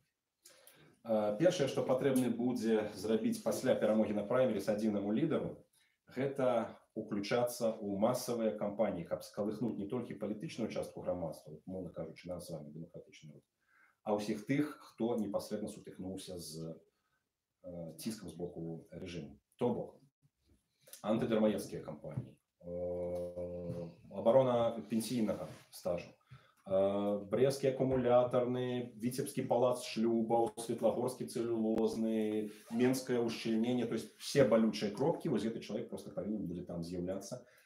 Гуртовать людей, збирать адзіную силу, якая готовая будет удзельнічаць, калі трэба, стоять на площади, калі трэба формовать эти добраходные батальоны, это повинно будет просто целый пласт, десятки тысяч людей. Пакуль что яны спяць, пакуль что гэтая сила спіць, и яшчэ трэба абудзіць. И той момент, то есть той час от перамоги на праймерис до удела у компании, это приблизно, ну, по наших подликах, от 9 месяцев до года с хвостиком трэба будзе выкарыстаць на тое, каб раскруціць вось гэты рух. Не раскруціць асобу. Она и так будет раскручиваться, не хвалюйтесь. Люди все будут ведать, что то-то, там-то з'явіўся, и он готов идти. А раскрутить вось гэты вось махавік пераменаў. Конечно, это будет все не без проблем, и, конечно, ни Лукашенко, ни Россия на это все спокойно глядеть не будут. Название цудоўна разумеем. Але нават, калі у нас есть 5% верагоднасці, мы повинны быть на 100% до этого готовы. Поверьте, это так само нелегко и непросто. Вот я вам зараз это распавядаю, это кроў, пот и слезы каждый день. И нема грошей, и нема жадания у большасці людей в это ввязываться. Вот. Тому в основном так. Я вот вас послухала, еще это было, скажем так, идеалом. Что я почула? Это человек, который на земле, и ось ты ложки дегтю у тую лыжку, бочку меда. По-перше, коли верить у нашу с вами промову, все это будет добре, это будет найгорше, чем было 90-е. Уся перебудова країни, громадства. Це по-перше. Ось у мене питання. Незалежні суди, незалежне скорочення чиновників, як я бачу, навіть у скороченому форматі, а маємо ми на сьогоднішній момент стільки сумлінних людей, щоб змінити на 100% суди. Ці маємо ми на сьогоднішній момент стільки людей, щоб навіть замінити навіть у скороченому форматі той же Міністерство внутрішніх справ. Плюс до этого, это люди, которые ніколи не працювали, тільки мали это еще в ходе, их так само треба кормить. Коли мы их не будем кормить, мы будем подобные на то, что есть на сегодняшний момент. Это все равно люди, которых треба будет забезпечить працей и неким доходом. Альбо посадить у тюрьму и все равно кормить. Ось этой экономичной составляющей я не почула. Перерабление усіх экономичных законов, которые есть на сегодняшний момент, я почала вивчати экономику у 99-м году. Это было страшенно. Когда за год менялось трижды там податковое законодавство, навіть студенты и наставники на тих курсах, это было тяжко. И вы повинны разуметь, что коли мы переможем, коли мы пойдем, это первый год 5, а то и 10, это будут камяні з усіх боков, потому что это будет только, есть такая маленькая частка людей, которые могут разуметь. Все остальное это лядовня, у первую чергу лядовня. И то, что говорит Яся. Як вось у гэтым, якая праца, что с гэтым робить, я вось гэтага не почула. Хотя хотелось, потому что я верю, что это будет потребно менавіта для нашей с вами перемоги, как ты, кто сегодня ходит по улицах, кажет, нам все равно придет Путин зробить парады, как доказать им, что не Путин, а мы повинны зробить парады. А парадку перший час его не будет. Добре, дякую за питання. Перший час, конечно, не буде парадку, але все-таки білоруси, розумієте, це славянські німці, вони до парадку імкнуться. Я зараз спробую відказати достатково коротко, тому що шмат питань було зададено, але коротко це виглядає таким чином. По-перше, кормить здорових мужиків, які, значить, визволяються від ніякої праці, ніхто не буде, вони самі будуть шукати свою працю. У приватних агенціях, хвилиночку, вона створюється. Коли, наприклад, ви передаєте третину усіх грошей на місцевий узровень, і от тут у Лучосі починають добропорядкувати вулиці, це одразу працовне місце, одразу. Їх тисячі з'являються. Це громадські праці називається. Це концепція громадських праць, яка робиться при трансформації. По всій країні будуть задействованы сотні тисяч людей. Тобто мінятися, все почне до лепшого, і рух, і движуха буде. Ви просто будете виходити з хати, тут нечто рухається, тут нечто у порядку, тут нечто робить. Тому що муніципалітет отримує гроші на озеленение, отрымливая гроши, вырашают поміж собой. Давайте давно тыя вулицы треба буде поасфальтовать. Давайте треба буде там дать свободу прадпрымальнікам, яны тут же наймают себе тартак, зрабіць некалькіх рабочих. Гэта пачынае рухацца адразу. Все это зараз притиснуто семьей, и все это притиснуто зараз режимом. Чаму не робяць зараз беларусы нічога з дрэва практычна? заглушана гэта галіна? Да таму, што дрэва сырое вывозяць за мяжу, таму што адміністрацыя прэзідэнта мае ліцэнзію на вывоз сырога дрэва з Беларусі за мяжу. 2 краіны толькі у нас в рэгіёне вывозяць сырое дрэва. Россия, Китай і Беларусь в Европу. Сырое дрэва, беларусы, якія жывуць сярод лесу, яны умеюць рабіць з гэтага лесу все, што заўгодна. Разумееце? Хаця б мінімальная вось гэтая рэч. А так у кожнай галіне эканомікі практычна. То есть трэба даць свабоду, трэба даць магчымасць працаваць. Здаровыя мужыкі, не хвалюйцеся, будуць працаваць. Пару месяцаў сумятня, пару месяцаў руху, потым беларусы, славянскія немцы, якім патрэбны парадачак, яны гэты парадачак зробяць у сваім жыцці. Трэба проста даць ім пэўныя правілы. Яшчэ раз нагадаю, на наш погляд хрысціянскіх дэмакратаў, аснову у нас павінна складаць не людзі, якіх дзяржава з лыжачкі корміць, а тыя, хто сам стварае сваё багацце, свой уласны бізнес, сваю крамку, інтэрнэт-краму, сваю, там, я не ведаю, свой маленькі бізнес у лесе, у гародзе, фермер і так далей. У нас зараз у Беларусі 2800 фермераў. Сябры, мы адна з самых багатых землёй краінаў у свеце, 0,7 гектара на душу насельніцтва ворыва. На заходе Витебской области поли зарастают. Зарастаюць. Таму што фермеру не даюць нармальнага крэдыту, фермер мае просто за копейкі збываць тое, што ён вырасціў, это невыгадна этим займацца, разумееце? Гэта можа працаваць. Это можа працаваць, нават калі сонечныя батарэі там паставіць, ветракі паставіць на сваім участку. Это таксама дае плён. Ты отдал в аренду, альбо продал эту землю, как там поставили ветрак, отрымал великие гроши, приехали это европейцы, которые там, у их лишак технологий зеленых зараз, и готовы по всем свете просто экспортовать и те ветраки, и те солнечные батареи. Это працуе в Беларуси. Этому не дают развиваться, потому что мы будуем АЭС за российские гроши. То есть проблема тут у центре, проблема в голове, все настолько колдырно, я прошу прощения, колгасно зроблено, что любой способ вот это привести у отповедности со здоровым сенсом дае адразу тысячи працоўных месцаў кожны месяц. Мало того, заснаваць канал, телеканал реформы, які будзе кожны дзень, кожную гадзіну расказваць, што дзе адбываецца, дзе якія вакансіі, дзе якія законы змяніліся. Правильно вы сказали про закон. Так а што яны у нас зараз менш мяняюцца? Мяне жоначка працуе зараз як ІП в інтэрнэт-краме, якая прадае хрысціянскія сувеніры. Ледзь-ледзь мы там выграбаем, таму што кожны месяц присылают некую инструкцию. Изменилась такая-то, такие-то пункт такого-то закона. Сама лезь, разбирайся. Углубляй целый день. Ясно, что это будут отбирать. И это накручивается, эта велизарная снежная лавина на бизнесе лежит мертвым грузом. Дробный и средний бизнес не может дыхнуть зараз практично теперь. Это все треба будет зробить таким чином, как человек мог сам на калькуляторе полечить свои подарки. Как это все было прозрыстно, разумеете? Ничего складного. В 90-е годы так само, пробачьте, был не идеал. 90-е годы советскую систему, яка адмаўляла прыватную ўласнасць, яка адмаўляла прыбытак увогуле, капіталізм адмаўляла, спрабавалі пабудаваць капіталізм. Ну, атрымалася, конечно, вось так, як атрымалася. Зараз все, ну, мы уже привыкли до капіталізму. Многие ездят в Европу, ведаюць. В Беларуси у нас уже 25 гадоў полу рыночная система дзейнічае. И, конечно, этим повинен будет заниматься не Паша Северинец, який скончил географичный факультет, конечно, этим повинен будет заниматься экономист. Тут уже поверьте, я в агульных рисах ведаю эту систему, деталёва и ведаюць люди, якія там ліку есть у нас. Дзе ўзяць таких людей? Отказ от мяне уже прогучаў. Першую чаргу я разлічу на людей у церквах. Вот вы не поверите, бываю, особливо у протестантов, особливо у костелов. Столько людей без працы просто, специалистов наивысшейшего уровня. Они не хочет вести в эту систему. Я пытаюсь, чему вы не хочете вести? Ну, Паша, ты же сам ведаешь. Там треба будзе альбо красці, альбо хлусіць. Мы туды не ідзем. Все. Юристы, экономисты, инженеры, яны просто не ідуць у эту систему, а продаюць на кірмашы, значыць, шкарпеткі, якія вяжа жонка. Ён стаіць, это розум. Альбо ён едзе ў Польшу, альбо ён едзе ў Россию працаваць. Руками, мобильником забиваем цвікі. Разумеете? Потому что мужчина, які досягнуў чагось у сваім жыцці, у нас тут не трэба. Ну, альбо ты будешь там адшпільваць бандзе, якая пры владзе, і все.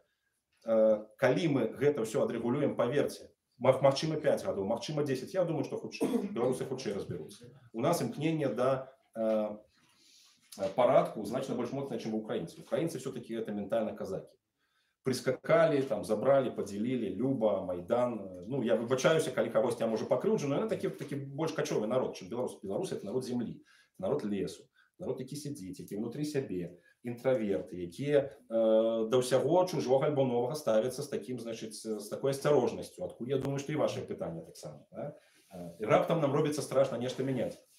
Мы меняем все до да лепшага, я кажу, мы меняем все до того, что оптимальное, до того, что працавала і працуе ў свой час. Міняць трэба, абавязкова трэба. Галоўнае, каб не атрымалася так, каб мы памянялі шыла на мыло. Згоден з вами, але ведаеце, это наша з вами справа, это наша з вами справа так адсачыць, каб не ўзніклі тыя алігархі зноўку, каб не рынулася лавінай вось гэтая коррупцыя, это наша з вами. Ведаеце, калі будуць алігархі, калі яны будуць багатыя, але калі гэта не будзе так, што як у Бібліі, так, я сытая, кругом усе галодныя, хай кругом усе будуць сытыя, а ён троху сыцейшы. Хай ён будзе. Ну, это тады уже не олигарх, тады буйны бизнесмен. Тады это Билл Гейтс, тады это... Их же никто не называет олигархами, там, Гейтса, альбо, например, того же самого Маска. Не, это просто богатые люди. Коли ласка, конечно. Не вам понять. Николай Климов. Значит, мене і у вашу підтримку, отказ оппоненту, хочу сказати, значить, і невелика так само пропонова. Я якраз у 90-ті роки був, що називається, працадійний і діючий. Тобто я пережив їх свідомо. І бачив, що навіть у 90-ті роки, коли все ламалося, все, що було з нашими мужиками. Я однойчі сів у 7-8 годині в троллейбус и был здивленный. Ехали одни тверозые мужики. Недавно, вечером. Недавно я сел у автобус Витебский, едут у 5 годин мужики с работы, и они уже отпрацевали, уже нечто украли, уже нечто продали, выпили, везут домой эту нищую копейку и лечат, что это справа зроблено. Полностью вас подтримую, что инициатива, кольки тоді народилася одразу, кооперативу усякого роду, усякого, це саме, які потім були знищені, закриті. Так що не бойтеся. Справді, буде некий час без порядку, але порядок наладиться. Але, що я хочу сказати вам, Павел Константинович, значить, бачимо, що будуть такі проблеми, то треба до їх рихтуватися. Я не хочу сказати, що треба вже там это, составляти некие списки, які тільки послужать для певних методів, значить, але розпрацьовувати вже некие конкретні законопроекти, наприклад. Инструкции для будущих организаторов дальнейших этих самых. Нечто такое уже набрать, некие такие распрацовывать документацию, якую все, отбылася перемога. Все. Тут же ти можеш сказати, ось тобі перші кроки для керування. Ось тобі перші задачки, які ти повинен. Абсолютно слушно. Абсолютно слушно. Могу сказать, что у христианских демократов там 10 законопроектов готовы в самых важных галинах. От электроэнергетики до сферы информации. У нас есть, там удельничали. И Богдан Кевич, например, их распрацовывается, и Пастухов, один из лепших юристов, и Станислав Гусак, это один из распрацовщиков идеи Балто-Черноморская коллектора. У нас такой спис, пакет с 10 первых законопроектов есть. У наших коллегов я ведаю, что в Руку за свободу народная программа есть. Я ведаю, что и у ВГП есть программа «Миллион працовных месяцев», где классный экономичный блок. То есть тут же мы не просто христианские демократы. Нящите гэта людям, нящите, бо бывает на улице размовляешь, кажешь, а что ну так, казка красивая, а ты лень Машку, нящите гэта людям. Ну, вядома, але... Яны ведалі, што у вас, акрамя палітычных выгадаў, ёсць яшчэ і цэлы блок эканамічных ужо... Праймерис для гэтага ёсць. Я думаю, что тут мы, конечно, будем показывать. Правда, я вам скажу, что это агульнасусветны досвед. Не только в Беларуси, але в целом по свете. Читаюць программы, на жаль, не больше за 1% людей. На жаль. Вот, может быть, на жаль. Я работаю на частные предприятия уже с лет 12-13 и знаю, что за последнее время частники все расширяют свою деятельность, открывают собственные магазины, предприятия, организации. Но я уверен в том, что наши люди не умеют пользоваться этим данным им правом. Потому что я вот вам скажу открыто, где бы я не работал, знаю, что все руководители этих предприятий, вот если бы вернуть их во время СС, они бы работали бы со знаком почета. Они издеваются над людьми как могут. Они меньше они платят работнику денег своих, тем кажется, что они лучше. Они нарушают любые трудовые законодательства. Нарушают и это все. И понимаете, вот как вы относитесь к частникам? И хотите ли вы изменить налоговое законодательство? Как должны платить богатые люди налоги? И пусть они отчитаются вот за вот такие вот пятиэтажные дома. Если он платит налоги, там, к примеру, с суммы 1000, спрашивать надо, откуда у него этот дом. И не надо отмазываться на тещу, маму, зятя или там брата. Пусть отчитываются за каждую свою сотку, за каждый этаж. Ну, безумоўна. Ну тут ведаеце, тут праблема ў тым, што сённяшнія прыватнікі это тыя, каму улада дазволена. Это тыя, каму улада дазволила тут быць прыватнікамі. І іх псіхалогія такая: сёння мы працуем, сёння мы атрымаем грошы, заўтра нас уже могуць пасадзіць у турму. Таму адсюль зыходзіць такая драпежніцкая трошкі псіхалогія. От сёння урваць, і потым, калі што, ў кусты.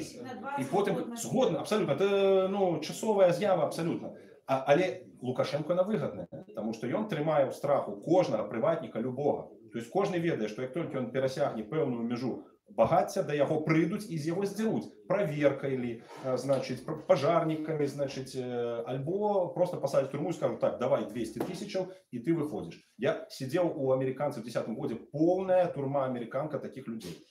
Причем там по-буйному, у Володарцы по-дробному, по ловах. То есть заплати, выйдешь. Это жах. И кожный приватник это ведает. Тому они такие жесткие. Тому задача срубить бабок и куда-нибудь нырнуть. Карта поляка и Польшу, альбо куда-нибудь ехать, альбо просто на хутор там купил себе, сел и все, и, значит, жить на то, что засталося. Тут справа в системе. Ведаете, человека мы так просто не поменяем. Потому что христианские демократы заходят с того, что человек это не идеальная особа, якой перашкаджаюць нейкія знешнія абставіны. А гэта грэшная істота, у якой зло закладзена внутрі. І чалавек сам з дапамогай сям'і, з дапамогай царквы, з дапамогай сумлення, з дапамогай Божай, ён гэта ізжывае всё сваё жыццё. Калі ствараць нармальную атмасферу для развіцця зла, выбухне просто злом усё. Вот зараз таксама паглядзіце, выйдзеце на вуліцы, людзі змрочныя, настрою нема, нават Жириновский приезжает сюда и говорит: что тут белорусы, они там змрочные ходят. Нас устракают, значит, белорусов, автобусы с белорусами приходят в Украину, идти в Польшу, говорят: вот это вот белорусы вышли. Неводные усмешки на целый автобус, так? Потому что люди поставлены в такое становище, и, конечно, самое кепское тут полезет.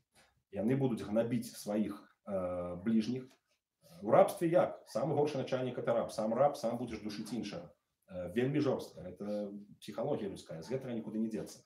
Як только нормой станет свобода, правда, справедливость, ветливость, тогда вы не познаете белорусов. Я казал наш классик Ян Кабрыль: калі белорусам загадаюць быть белорусами, якія цудоўныя гэта будуць белорусы.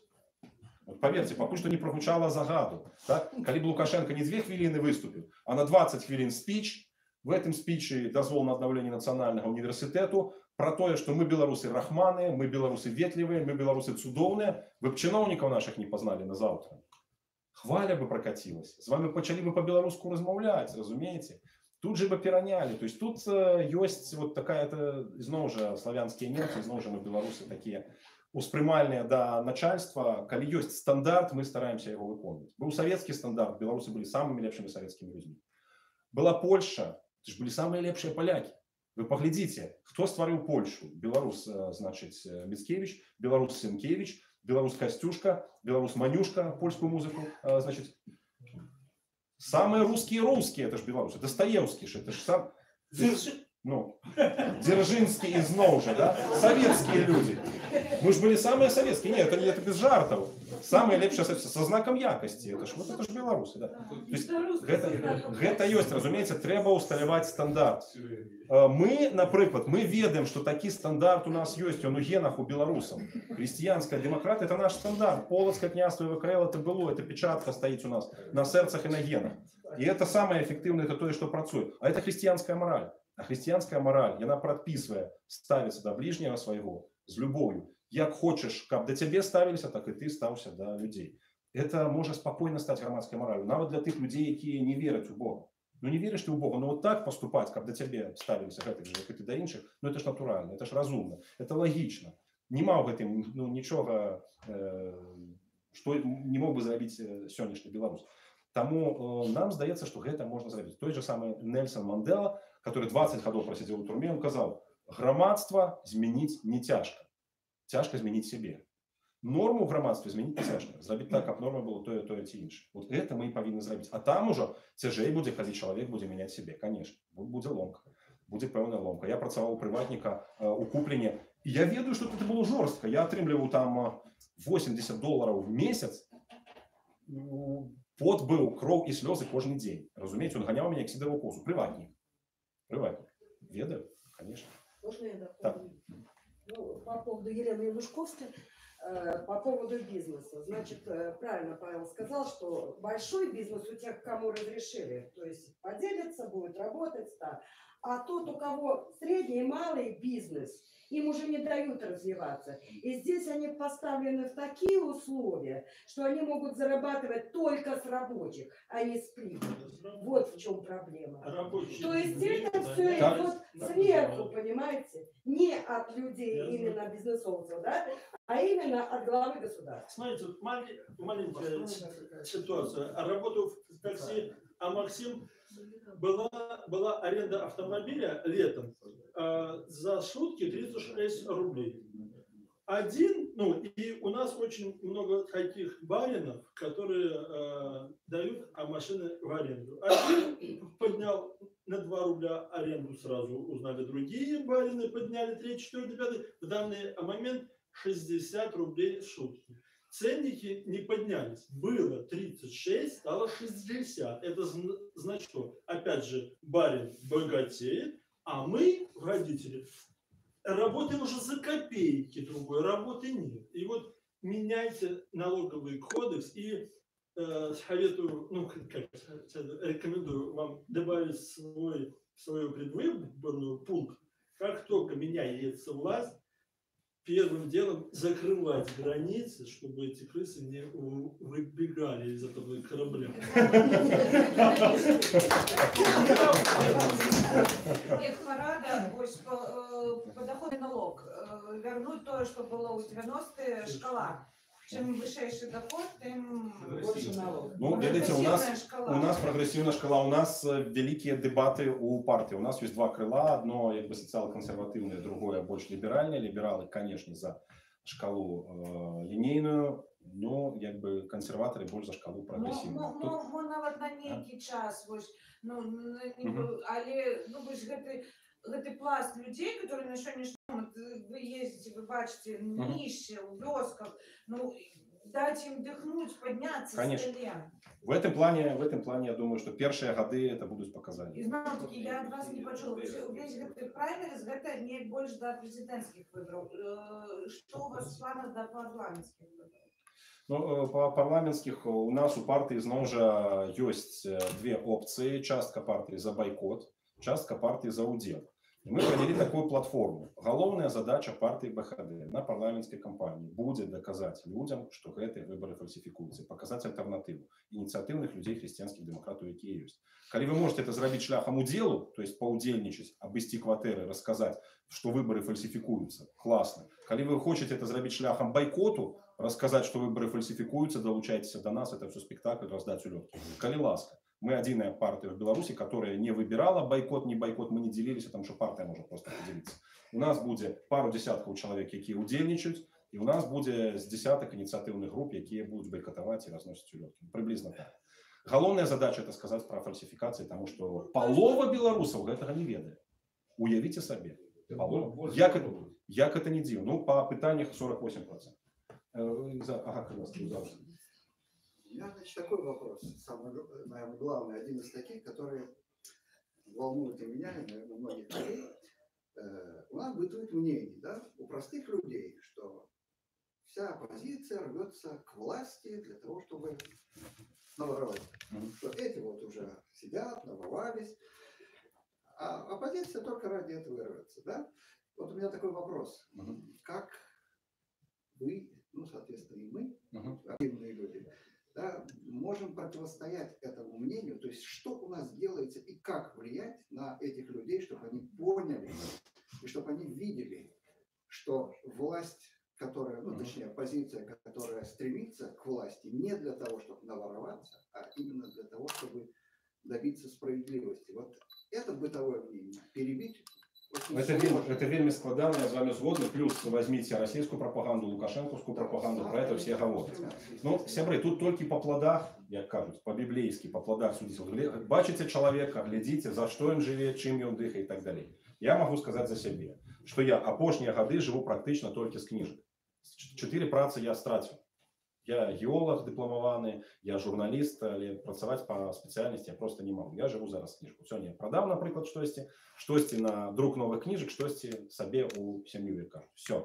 Волечки у жонки невеликая интернет-крама, и она подпрацовывает классе. В принципе, человека ведают, я запрошаю до себе, и можно прийти, поглядеть, за какие гроши живу. Гранта господарства, ни программу, никаких просто нема.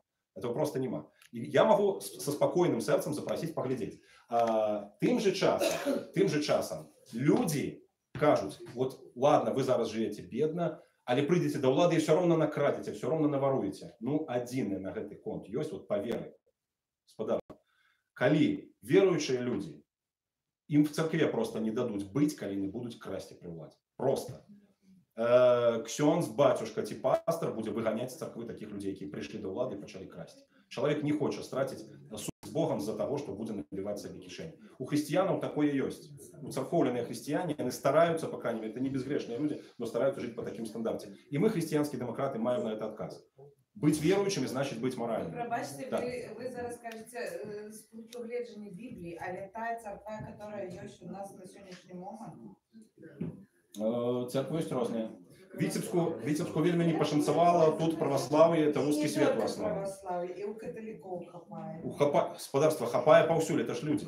Хапає паўсюль. Мы верим не в иерархию, але мы верим у Иисуса Христа, який нас збавив. Тому вот на Яго мы и ориентуемся. Он пришел не для того, как красти, он пришел для того, как отдать себе. Разумеете?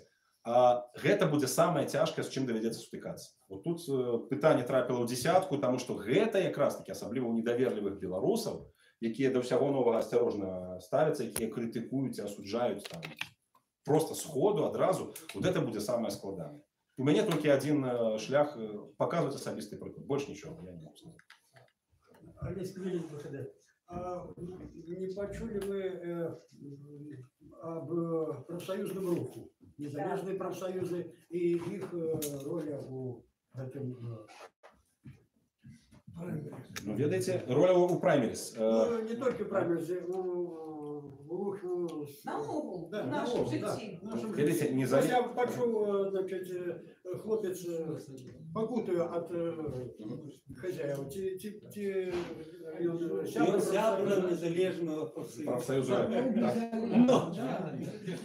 Господарство, незалежный профсоюз – это, конечно, эффективный инструмент в нормальной державе. Нормальный. При диктатуре, якая есть зараз, это оппозиционная структура, за якую бьют, за якую переследуют и так далее. Я с велизарной повагой ставлюся до Геннадия Федынича и профсоюза РЭП, до Александра Ярушука, який там зорганізував шахтера у Солігорську. Але гэта выспачки. Зараз, на жаль, это немагчыма применить по всей краине, тому что такое законодательство. Не региструют суполки, не слухают этих людей, переследуют за то, что они стварают профсоюзные суполки. В нормальной Беларуси, конечно, профсоюзы будут одной из основ громадства. У палякаў увогуле профсоюз стаўся той кропкай опоры, праз якую яны перавернули коммунистичный режим. Костёл и профсоюз. Все, вот костёл и профсоюз солидарность это галоўны рычаг. Тому тут, конечно, тут господарство, я нават и не казаў, бо это такая рэч, якая сама собой маецца на ўвазе. Шмат сяброў БХД, яны ў рэпе паралельна. То есть у нас многія зарэгістраваўшыся ў прафсаюзе. Я выбачаюся, да, Христофор Савельевич хацеў спытацца. Ага, зараз. Там просто папярэдні быў Христофор Савельевич. Вибачте. Некалькі таких невеличких зауваг, хотя они об'єднані одной справой. По-перше, вот Спадарня казала, что несите вот эти свои программы, показывайте их людям. Вот то, что ты казал. Я хочу сказать, что, на жаль, чисто технично это вельми тяжко, потому что глядите, сколько нас тут. Да? Приїжджали люди, які, так сказать, з народної програми «Руга за свободу», так само було не більше. І при тим, що тут полова з тих, хто сьогодні здесь, вони же були і на... Ось, на жаль, у вас цієї програми є, законопроекти є. Но як зробити таким чином, щоб їх почула і почитала більшість людей? От про це нам треба подумати. И тому на фон таких парламентских выборов я лечу, что все уже 20 годов ведают, что выборы фальсификованы. Это не 48, это вообще ведают. Да. Вот. И тому еще раз идти на выборы, как доказать, что они сфальсификованы, я думаю, что нема сенсу. Мы сегодня уже можем сказать, что... У Витебску покуль ніводна християнська демократа не йде, так что... Я не кажу, что не треба идти. Я не кажу, треба удельничать у этих выборах. Но все-таки головная мета, как раз то, про что мы кажем. Альтернатива. Нести людям наши программы, наши пропановы по законах, по реформах и так далее, и так далее. А то, что они будут сфальсификованы, это можно просто одним сказом сказать. Люди, вот это вот мы пропонуем, выборы будут, но они будут сфальсификованы, но вы не звертайте увагу. Буду я кандидатом, чи не буду кандидатом, да, вот партия идет на выборы, альбо со своими кандидатами, альбо с идеей бойкоту, мы идем, мы будем бойкотовать тому, что вот мы пропонуем этого нема, и этой новый парламент, який, так сказать, призначит Лукашенко, и он это не зробить. Но мы вот хотим вам сказать, что мы готовы сегодня брать на себя ответственность за Украину. И опошли. Вот как раз то, с чего ты, мальчик, чуть ли не начал, что люди кажут, нехай приди Путин и наведи порядок. Видите, я недавно прочитал в интернете. Одна наша вельми поважана активістка, яка працює більше за 30 годов на Білорусщині. Каже, а в моей вёсці все чекають Путіна. Тобто чоловік такий моцний, який стільки працював серед своїх. І у винику, а мої сусіди чекають Путіна. Вот, да, это все телевизор, альбо то, что они бачат, что развал, и кажут, нехай прийде дядя, так сказать, сходу, який тут наведе порядок. Но справа в тем, что эти люди, они же не ведают, який бардак в России. Вот я про что. Так.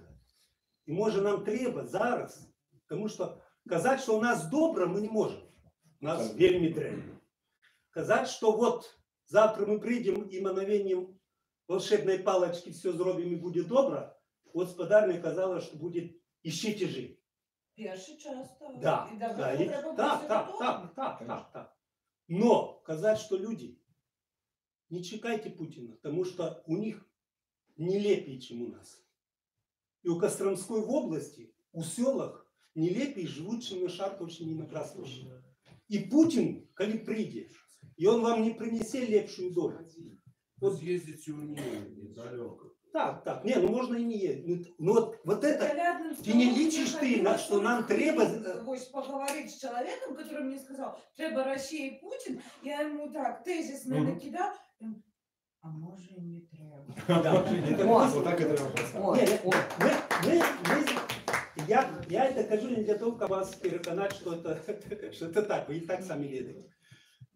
І не треба нам зараз подумати об тим, проводить великую массовую информационную кампанию.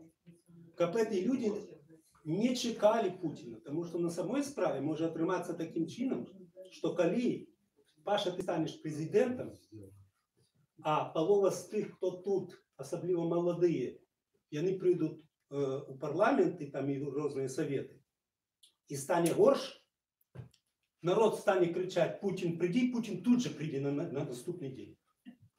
И тебе посадят, и всех посадят, И меня вылечат. А меня забьют. Вот нам зараз треба раскручивать эту информационную кампанию. И опошний аргумент. Я недавно у Ютубе там випадково, ведаете, кольки там розного всего, и бруду, и соправдных речей. Интервью дают люди с Севастополя. И кажут: батюшки, до того, покуль пришли российцы, покуль мы не стали русским городом, мы были нормальные громадяне. А зараз пришли бандиты. Вот это вот мусят ведать те, кто чекает, что придут бандиты. Так, ну, добре, дякую, велике. Зараз господар Олесі є ще на темі. Я тут прошу, ну, тут свіжу новину, може прокоментуйте, ви, напевно, більше про це ведаєте. Так, ну, чекайте, тут іде оговорка, тут на сторонку тексту просто. Это про Белсад, про уродженца Логойского района Дениса Можно я воспользуюсь моментом, вы прочитайте, а я от Татьяне Евгеньевне задам вопрос. Татьяна Евгеньевна, вот я хотел бы попросить вас, вот вы любите собирать подписи, правильно? Смотрите, у меня растет маленький сын. Я знаю, что у вас у многих есть дети и внуки. Вот я случайно так глянул программу ТНТ «Дом-2». Понимаете? Вот была программа, как это, круглое это, ну что это? Полярное, да? Лобное место. Вот молодцы, смотрится тоже. И за это есть уголовная статья. Там ведущая, приходят эти новенькие люди, да, и ведущая такая, мусульманин там какому-то: ты хочешь остаться с нами в нашей команде? Он отвечает: да, конечно.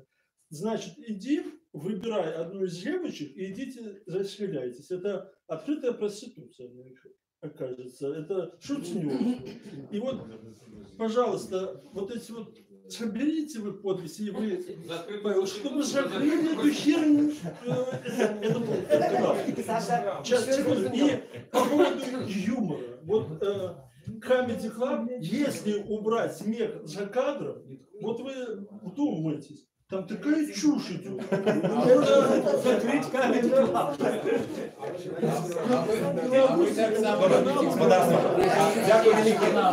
Дай-ка я скажу, я не отказать. Так, ось Саша, ви почули, так? Сашу ви почули. Можна я откажу йому, і якраз це буде унісон. Як ти любиш собирати. Ага. З тим, що, до речі, там я ще не дійшов до тебе, Аркушик, з новими підписами. Дійшов. Не дійшов я ще. Передайте, коли ласка, Саші, за бібліотеку ім'я Быкова, каб яна була. Ви ще, по-моєму, не підписали, так? Справа не ў гэтым. Люблю збіраць подпісы ці не.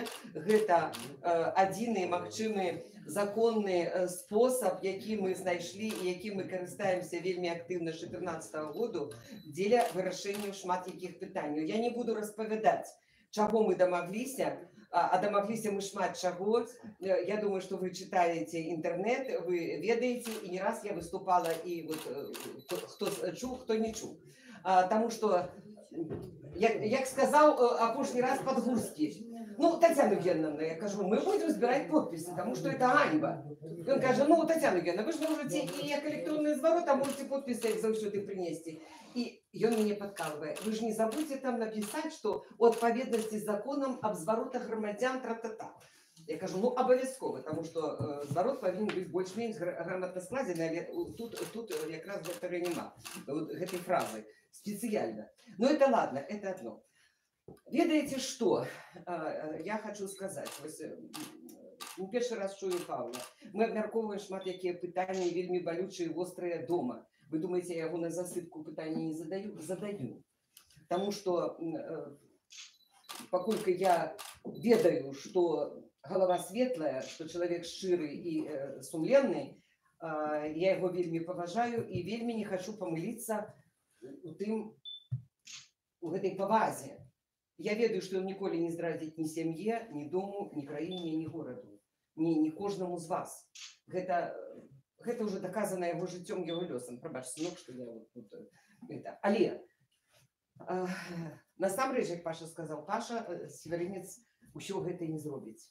Тацяна Евгеньевна Северын, хай яна правецца на гэтых подпісах, але таксама нічога не зробіць. И, Татьяна Евгеньевна, вы сходите и збярыце, как закрыли тое, ці открыли гэтае, это одно. Калі кожны з нас сам сабе на сваім месцы, не прызначыць нейкую задачку, каб вакол сябе вот это жыццё палепшыць у сваім пад'ездзе, у двары, у горадзе, вы уже это ведаеце, нічога не зменіцца.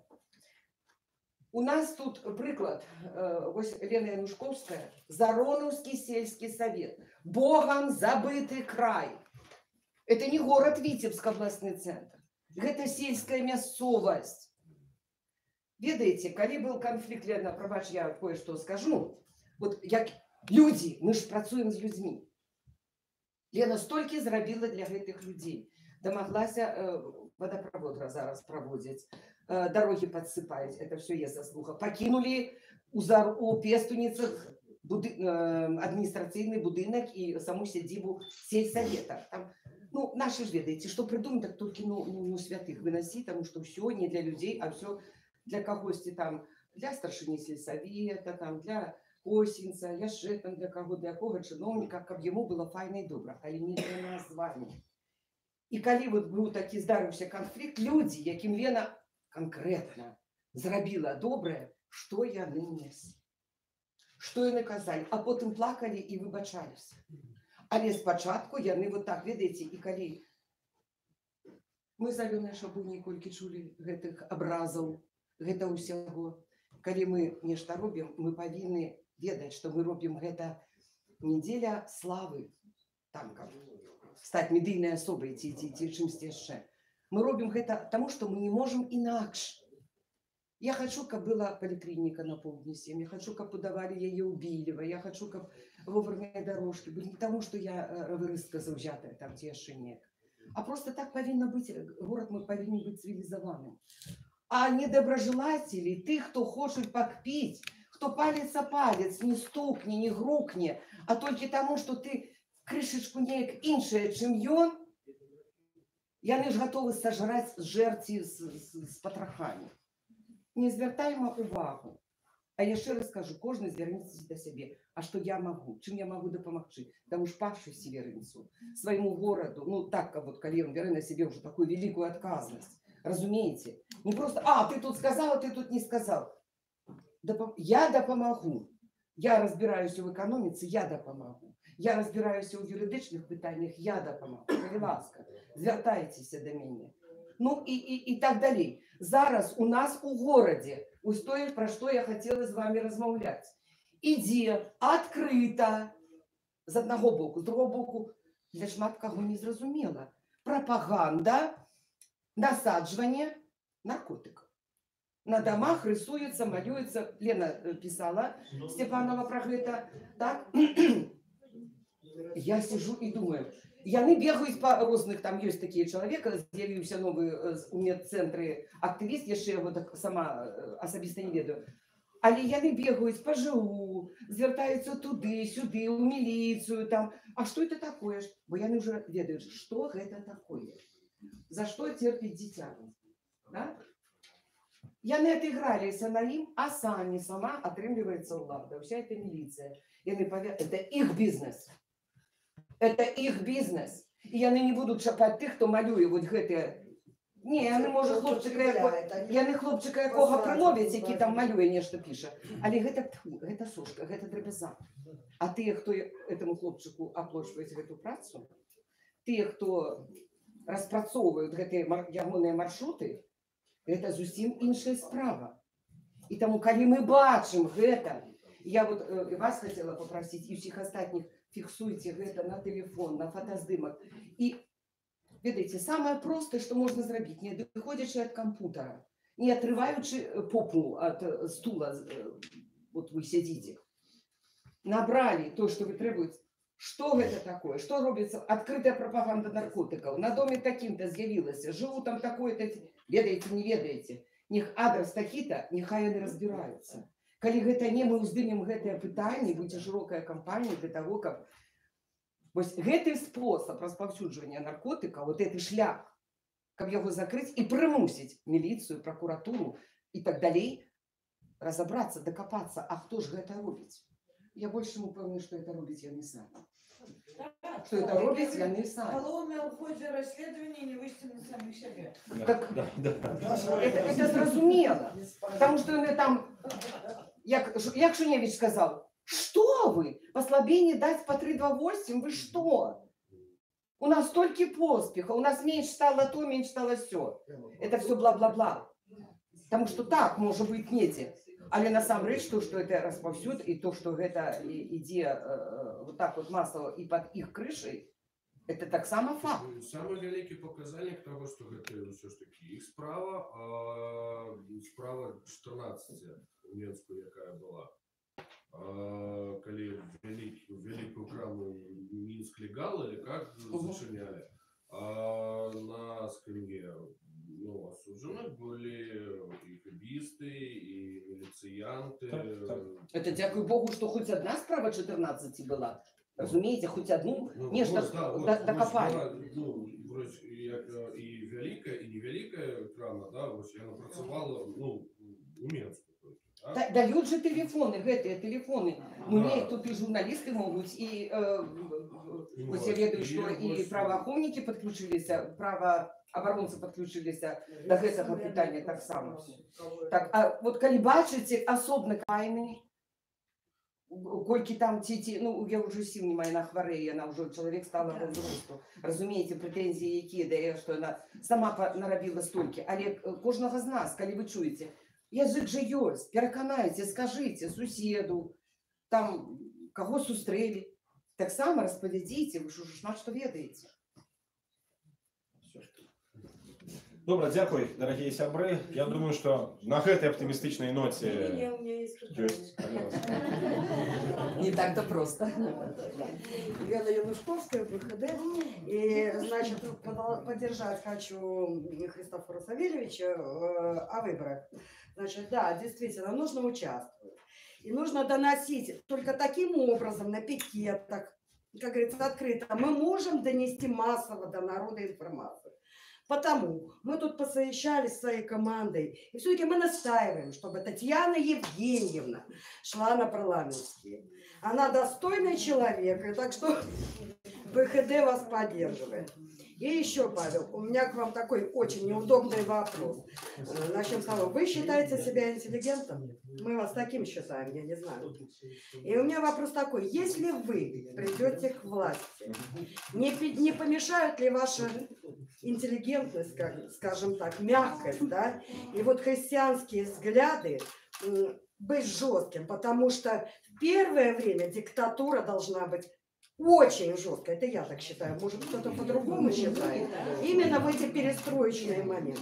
Ну, дякую великий. Я скажу господарство, мяне ведаюць і у партыі і шмат дзе ў дэмакратычных колах як чалавека здольнага на рашучасць. Але чым старэйшым я раблюся, тым раблюся больш патрабавальным да сябе і менш патрабавальным да людзей. Таму што я разумею, што ў першую чаргу трэба бервяном сваім уласным боку выглядаць. Калі тычыцца гаворка, напрыклад, пытання дэмантажа рэжыму, я думаю, што ніякіх эмоцый ці ніякага сюсю-ля-ля там не будзе. Калі удзельнічаў чыноўнік, напрыклад, у рэпрэсіях, у фальсіфікацыі выбараў, у ціску на людзей, уваходзе ў дармаецкія камісіі і так далей, такому чыноўніку пажыццёва няма месца на дзяржаўнай службе. Все, тут ніякіх, ну, як бы, іншых рэчаў нема. Але адначасова, может быть, это и большасць будзе чыноўнікаў, але не 100%.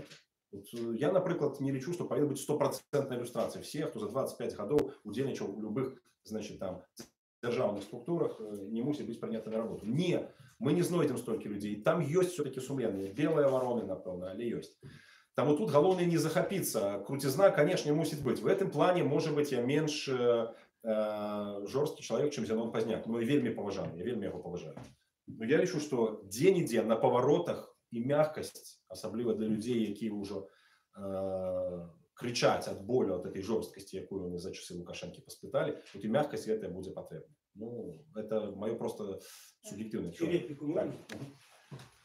На конт праймерис и будущих кандидатов. Я хочу супроч твоей реплики на конт диктатуры, тому що один з людей, які збираються, так сказати, так само удільничати у праймерсі в якості кандидата, сказав, що нам не треба після того, як ми прийдемо до влади, міняти систему влади. Тобто там йшла розмова про те, що президентську республіку треба поміняти вот эту президентскую на парламентскую, або так змешанную, з тих, як у президента було як можна менше повномочий. Потому что вот спочатку треба там, видите что, такого кандидата я подтримую. Потому что это вельми заразительная вещь. Яким бы ни был человек зараз, так сказать, либеральный, демократичный, як только ему дадут кнуту у руку, и он почне бить налево и направо. Так что, пробачьте, нехай больше будет трохи, так сказать, тяжкостей и розной анархии, но только не треба нашего демократичного кандидата робить демократичным диктатором.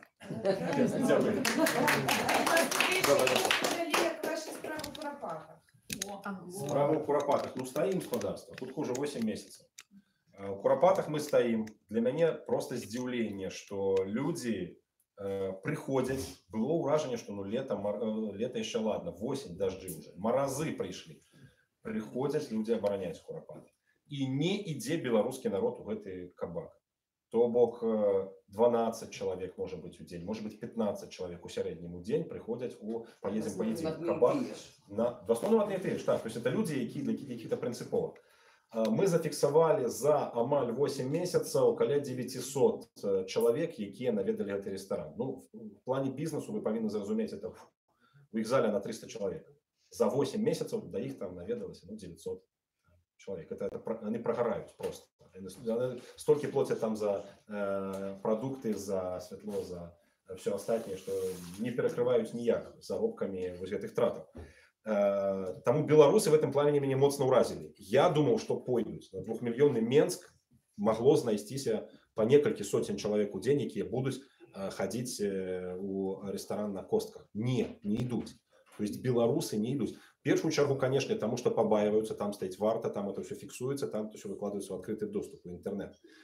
С другого боку мы ускрыли там гнездо русского мира. То есть там зараз сборка русского мира. Там товарищ Ермаков, русский громадянин-сталинист, там это товарищ, як яго, Бармалей, который там провокации повсюду устраивает, там разные мясцовые там городские варьяты, як кажуть, якія помешанные на теме Россия, альбо Путин, альбо Сталин. Яны там збираюцца і кучкуюцца. Практычна кожны дзень туды прыязджаюць, спрабуюць тараніць машинамі абаронцаў, крычаць, правакуюць, выклікаюць міліцыю і так далей. Мы зараз іх усіх уже ведаем. Ведаем іх сяброў, якія прыязджаюць разам з імі. Яны паперацягалі з сабой сваіх сяброў. Раскрылі, што называецца, все карты. Всіх з партрэтамі Пуціна, майкі вежлівыя людзі. У нас просто база звестак. В одном особно взятым месте мы их просто отфиксовали. Они, дурни, ездят туда. Дагэтуль и тягают тых, кто, як кажуть, там, близкий им по духу. Ну что ж, добре, база звестак у нас створена. Інформнапал можна поглядеть і убачити. Але одночасово, конечно, стає питання, а як далі? Ну, я вам скажу, что есть звестки, я не про все могу казать, потому что обещал людям не выкладывать там полную всю информацию, что іншие силовики, не милицейские силовики, копаюць под ГАИ и милицию, думаючи, что ресторация проплатила им отповедное ставление для протестовцев. И есть уже некалькі размоваў, перамоваў и нават допытаў тых, кто удзельнічаў и наведнікаў на гэты конт. Пакуль што яшчэ эта информация широко не пайшла, але вельмі можа быть, что в нейкі момант Лукашенко вырашыць, что трэба зачыняць эту кантору, трэба зачыняць эту рэстарацыю. Геапалітычныя могуць быць прычыны, унутраныя прычыны, альбо просто аджаць вот гэты бізнес і зачыніць кабак у курапатах. Людзі гатовыя стаяць да перамогі. Я вельмі удзячны ўсім тым, хто прыязджаў. Я ведаю, многія віцебічы прыязджалі, і Матуля, і спадарыня Алена, многія тут прысутныя. Калі будзеце ў Менску, будзе у вас магчымасць, заедьце па Кальцавой, это все роўна па дарозе на Віцебск. Пацісніце просто руку, якія там людзям, якія там стаяць. Это просто малайцы. А больш за 500 чалавек прайшло абаронцаў за гэта амаль 8 месяцаў праз абарону курапату. І я вам скажу, што ў БХД з'явілася 10 штыкоў, такіх, якія гатовыя ў мароз і ў спёку стаяць. Змянілася ў курапатах шмат што. Там поставілі знак дзяржаўны з шыльдзічкай ахвярам палітычных рэпрэсій 30-40-х гадоў. Дзяржава афіцыйна прызнала факт масавых рэпрэсій. Дзякуючы варце там зробленыя дорожкі, поставленыя новыя крыжы. Хаця это не без праблем, канешне. Зараз зноў там адміністрацыйныя справы за ўсталяванне новых крыжоў, але гэта робіцца. І ідзе розгалас. Вот і ў Віцебску хайсы перагукаюцца, і Воршы, Кабыляцкая гара, і Шакатоўскі лес у Гомелі. Паўсюль эта тэма зноўку падымаецца. Тое, што там стаяць людзі ў курапатах, я лічу, это такі вялікі чын, вельмі вялікі чын. Я вельмі удзячны тым людзям, якія там ёсць. І кожную сераду я там. Калі хтосьці з Віцебічаў прыязджае ў сераду з 12 гадзінаў до вечара, я там, можна прыязджаць, далучацца, размаўляць. Вельмі вам хацелася падзякаваць за тое, што вы вынесеце гэту працу. Дзякуй вам. Адразу пра курапаты. Добра, калі робіце, калі медыйныя персоны, якія туды заязджаюць, калі іх без каментараў здымаюць і пакажуць. Яркі прыклад быў са Славай Глеб. Так? Так, Слава Глеб, не толкай. Я размаўляў з, асабіста там ведаюць. Слава Глеб атрымаў ад Сашы па ушам. Сказаў, ты якого хрена туды палез, мяне зганьбіў. Сваёй курыцы надо было даць па ушам, што яна там показывала. Вось гэта спрацавала. Працуеце. Не надо нават каменту, просто показали гэты ролик. Хоть сам Слава то быў больш-менш там культурны. Ну а цяпер другое пытанне, на самом пачатку было. Казалі пра наших сілавікоў, якіх патрэбна будзе там, амаль палова, можа больш, надо будзе звальняць, і яны пойдуць, і як ты, Павел, сказаў, ніхто іх карміць не будзе. Яны павінны самі сабе будуць шукаць працы.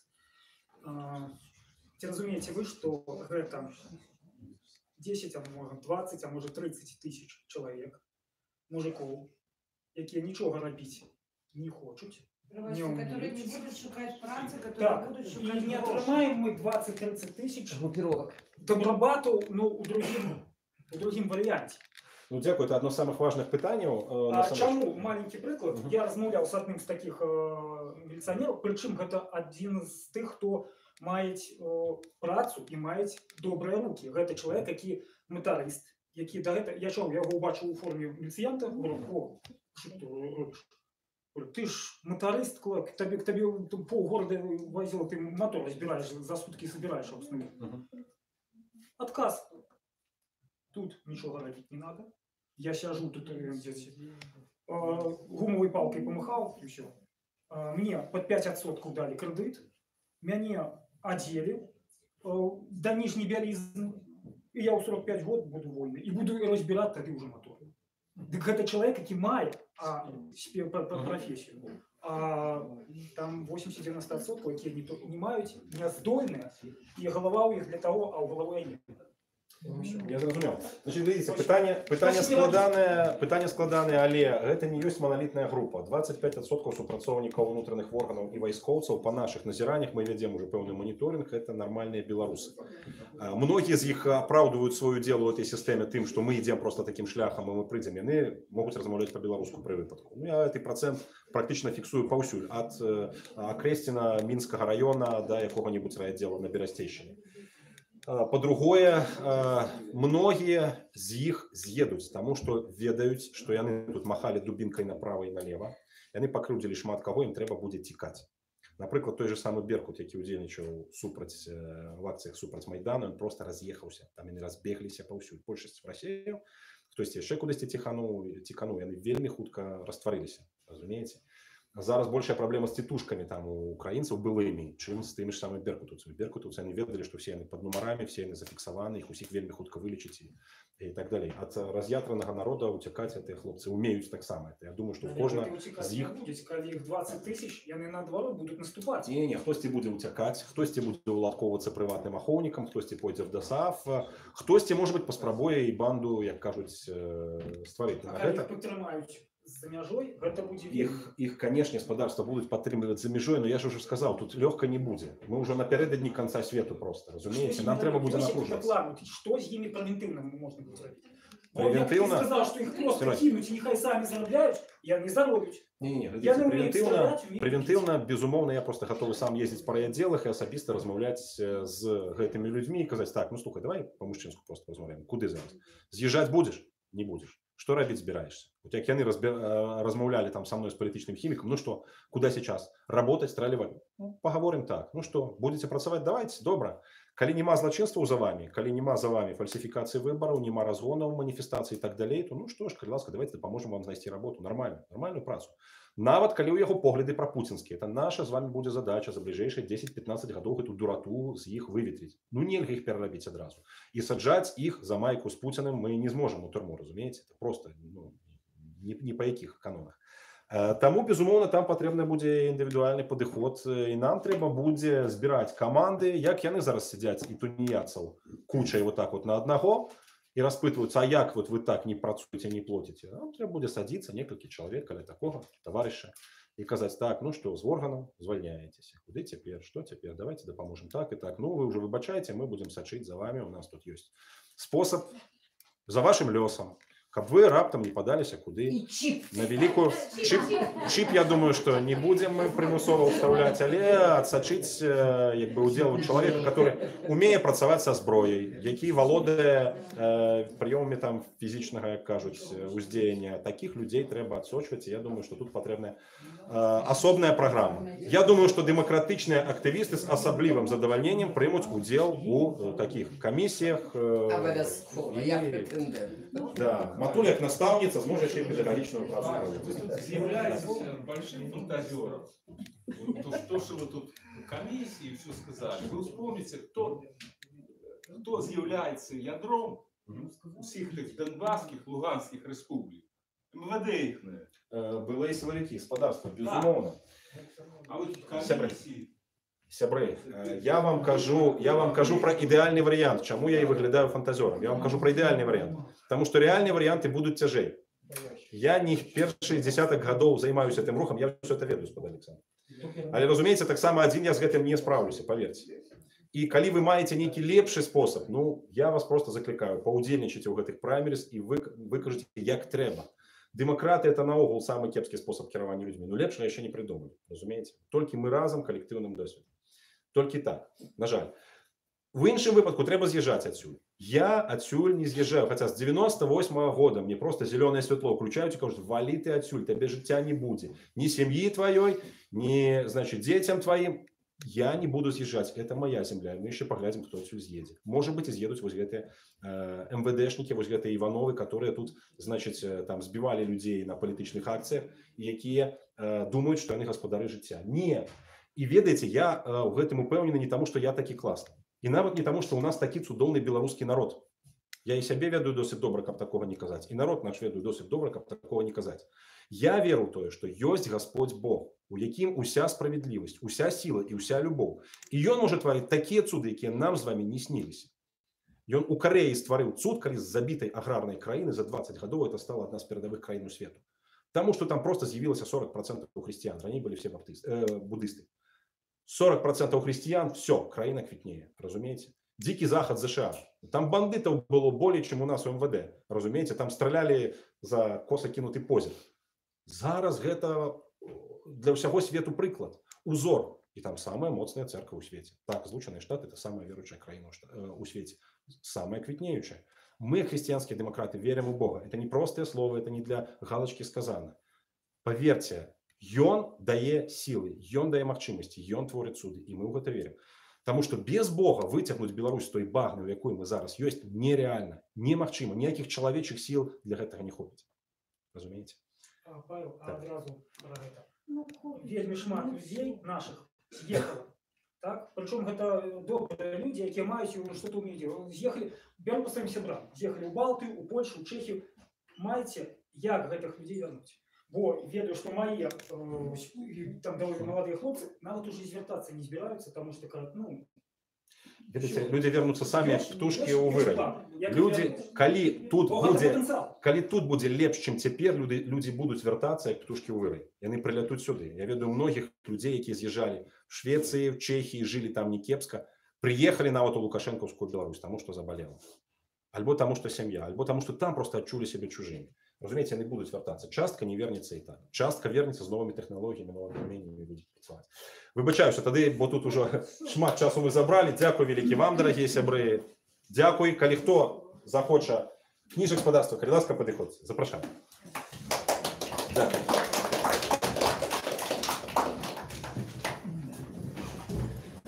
Так, вот, мероприятие, официальная часть закончилась. Сейчас люди подходят и за книгами покупают книги.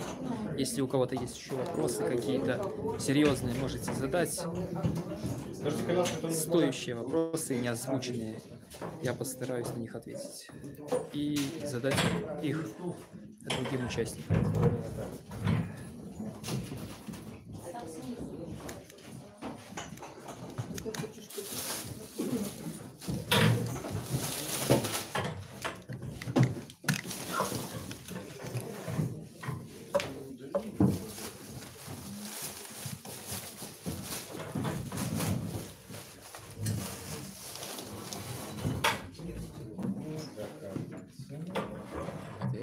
На каком канале можно поглядеть?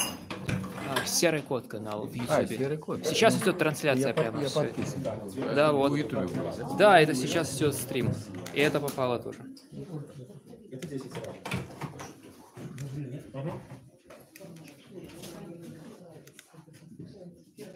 Это в прошлый раз вы у Куропатов там? Да. Я не познал в этой зимнем убрании. Я пока еще не выключаю трансляцию. Если кто-то хочет, пишите в чате. В этом весь смысл.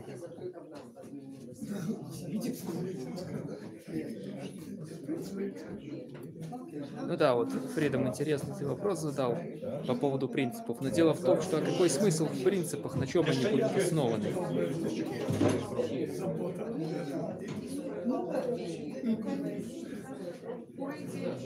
Так, я смотрю, народ потихоньку расходится. Стрим, тут, может быть, что-то сказать. Хотите какое-то ощущение по поводу трансляции. Так, все это как-то в записи будет потом доступно. Нет, так да, ну мало ли, там свои личные ощущения, там, довольны ли остались ответами на вопросы, может быть, что-то еще хотите. Не готовы.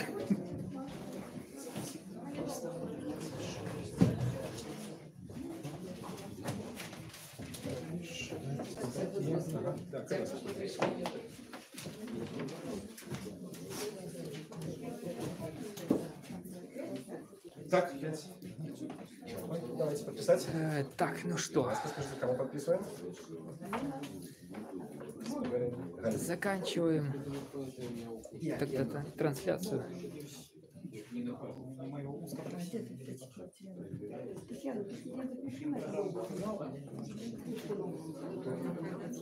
Ну, русские не сдаются. Ты еще здесь в чате. Ты же в прошлый раз писал, что типа тебе делать нечего, только быть у нас на канале, там смотреть. Типа тебе ж неинтересно. И каждый раз заходишь все равно посмотреть. Это как бы показатель. Каждого ватника можно взять отдельно и, так сказать, посмотреть. Вся его суть здесь. Один сидит в Европе, работает и при этом рассказывает, как там плохо. Если так, чего ты там сидишь. Другой говорит, канал плохой, оппозицию ненавижу, но каждый раз захожу смотреть стримы. Прекрасно. Мне голодная стоять под стягами, бои, бежать,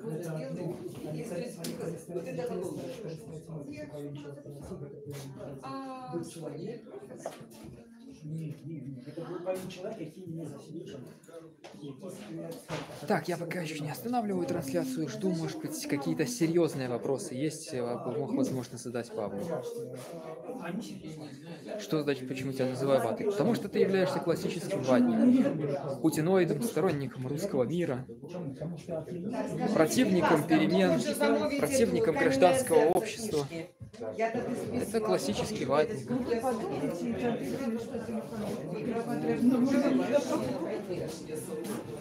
Когда будет программа от Павла? А так программа есть.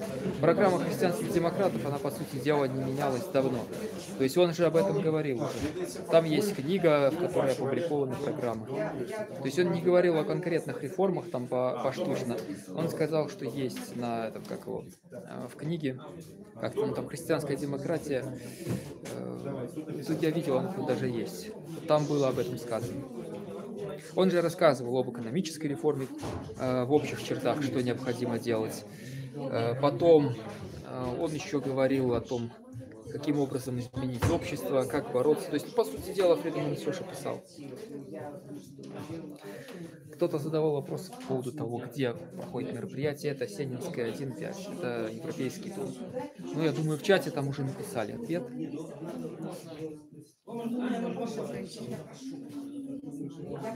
Проходьте. Молодец. А что, молодец?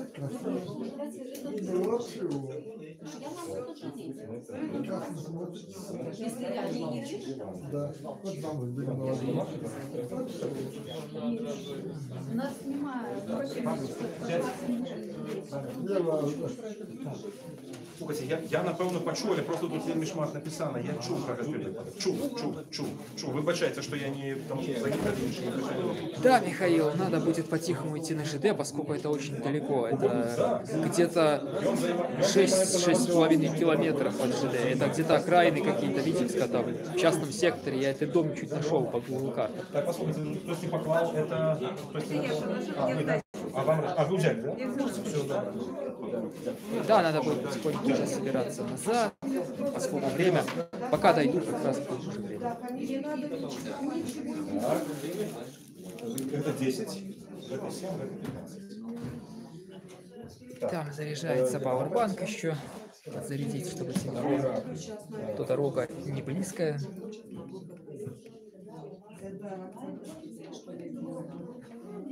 Даже если я отвечаю, Не, это так.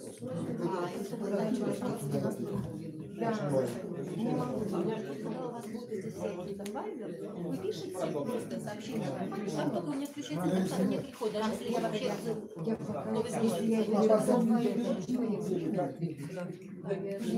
Испытание уже Ракину. Куда кидать? Фото дома? Хорошо, постараюсь. А то ты не найдешь. Там такой дом сайдингом обложен.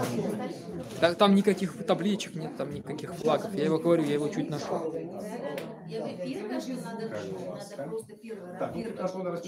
Я на телефон, скорее всего, фото дома сделаю, потому что я зеркалку могу. Тут снег идет, если что. Ой. Штатив сложился. Я думаю, что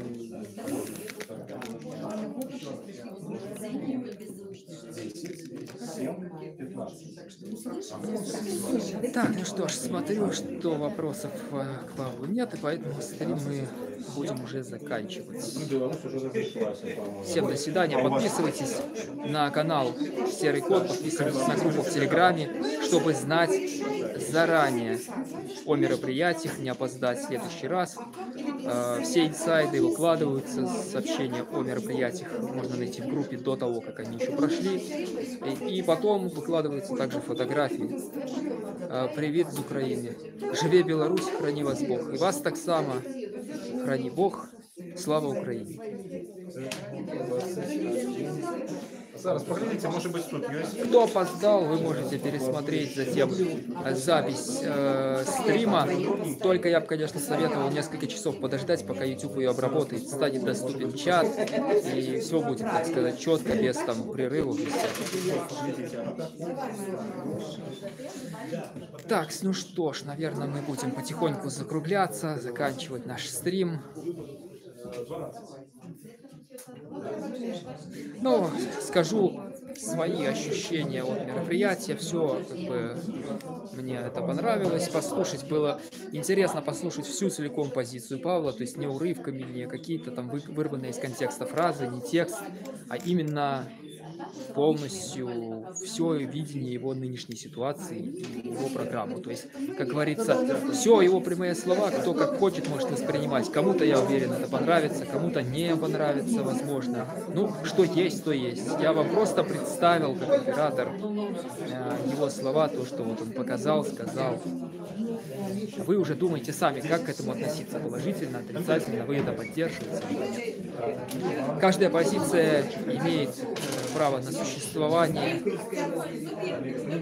Вся проблема в хватит вату и руки не будет.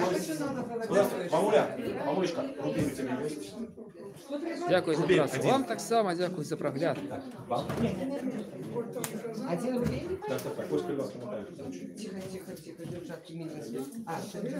Так само дякую всім тим, хто допомог, хто скинув гроші, як Максима було сьогодні сюди приїхати. Засталося у Всім мяне дякую. чем хотеть. На гэтым мы развітваемся.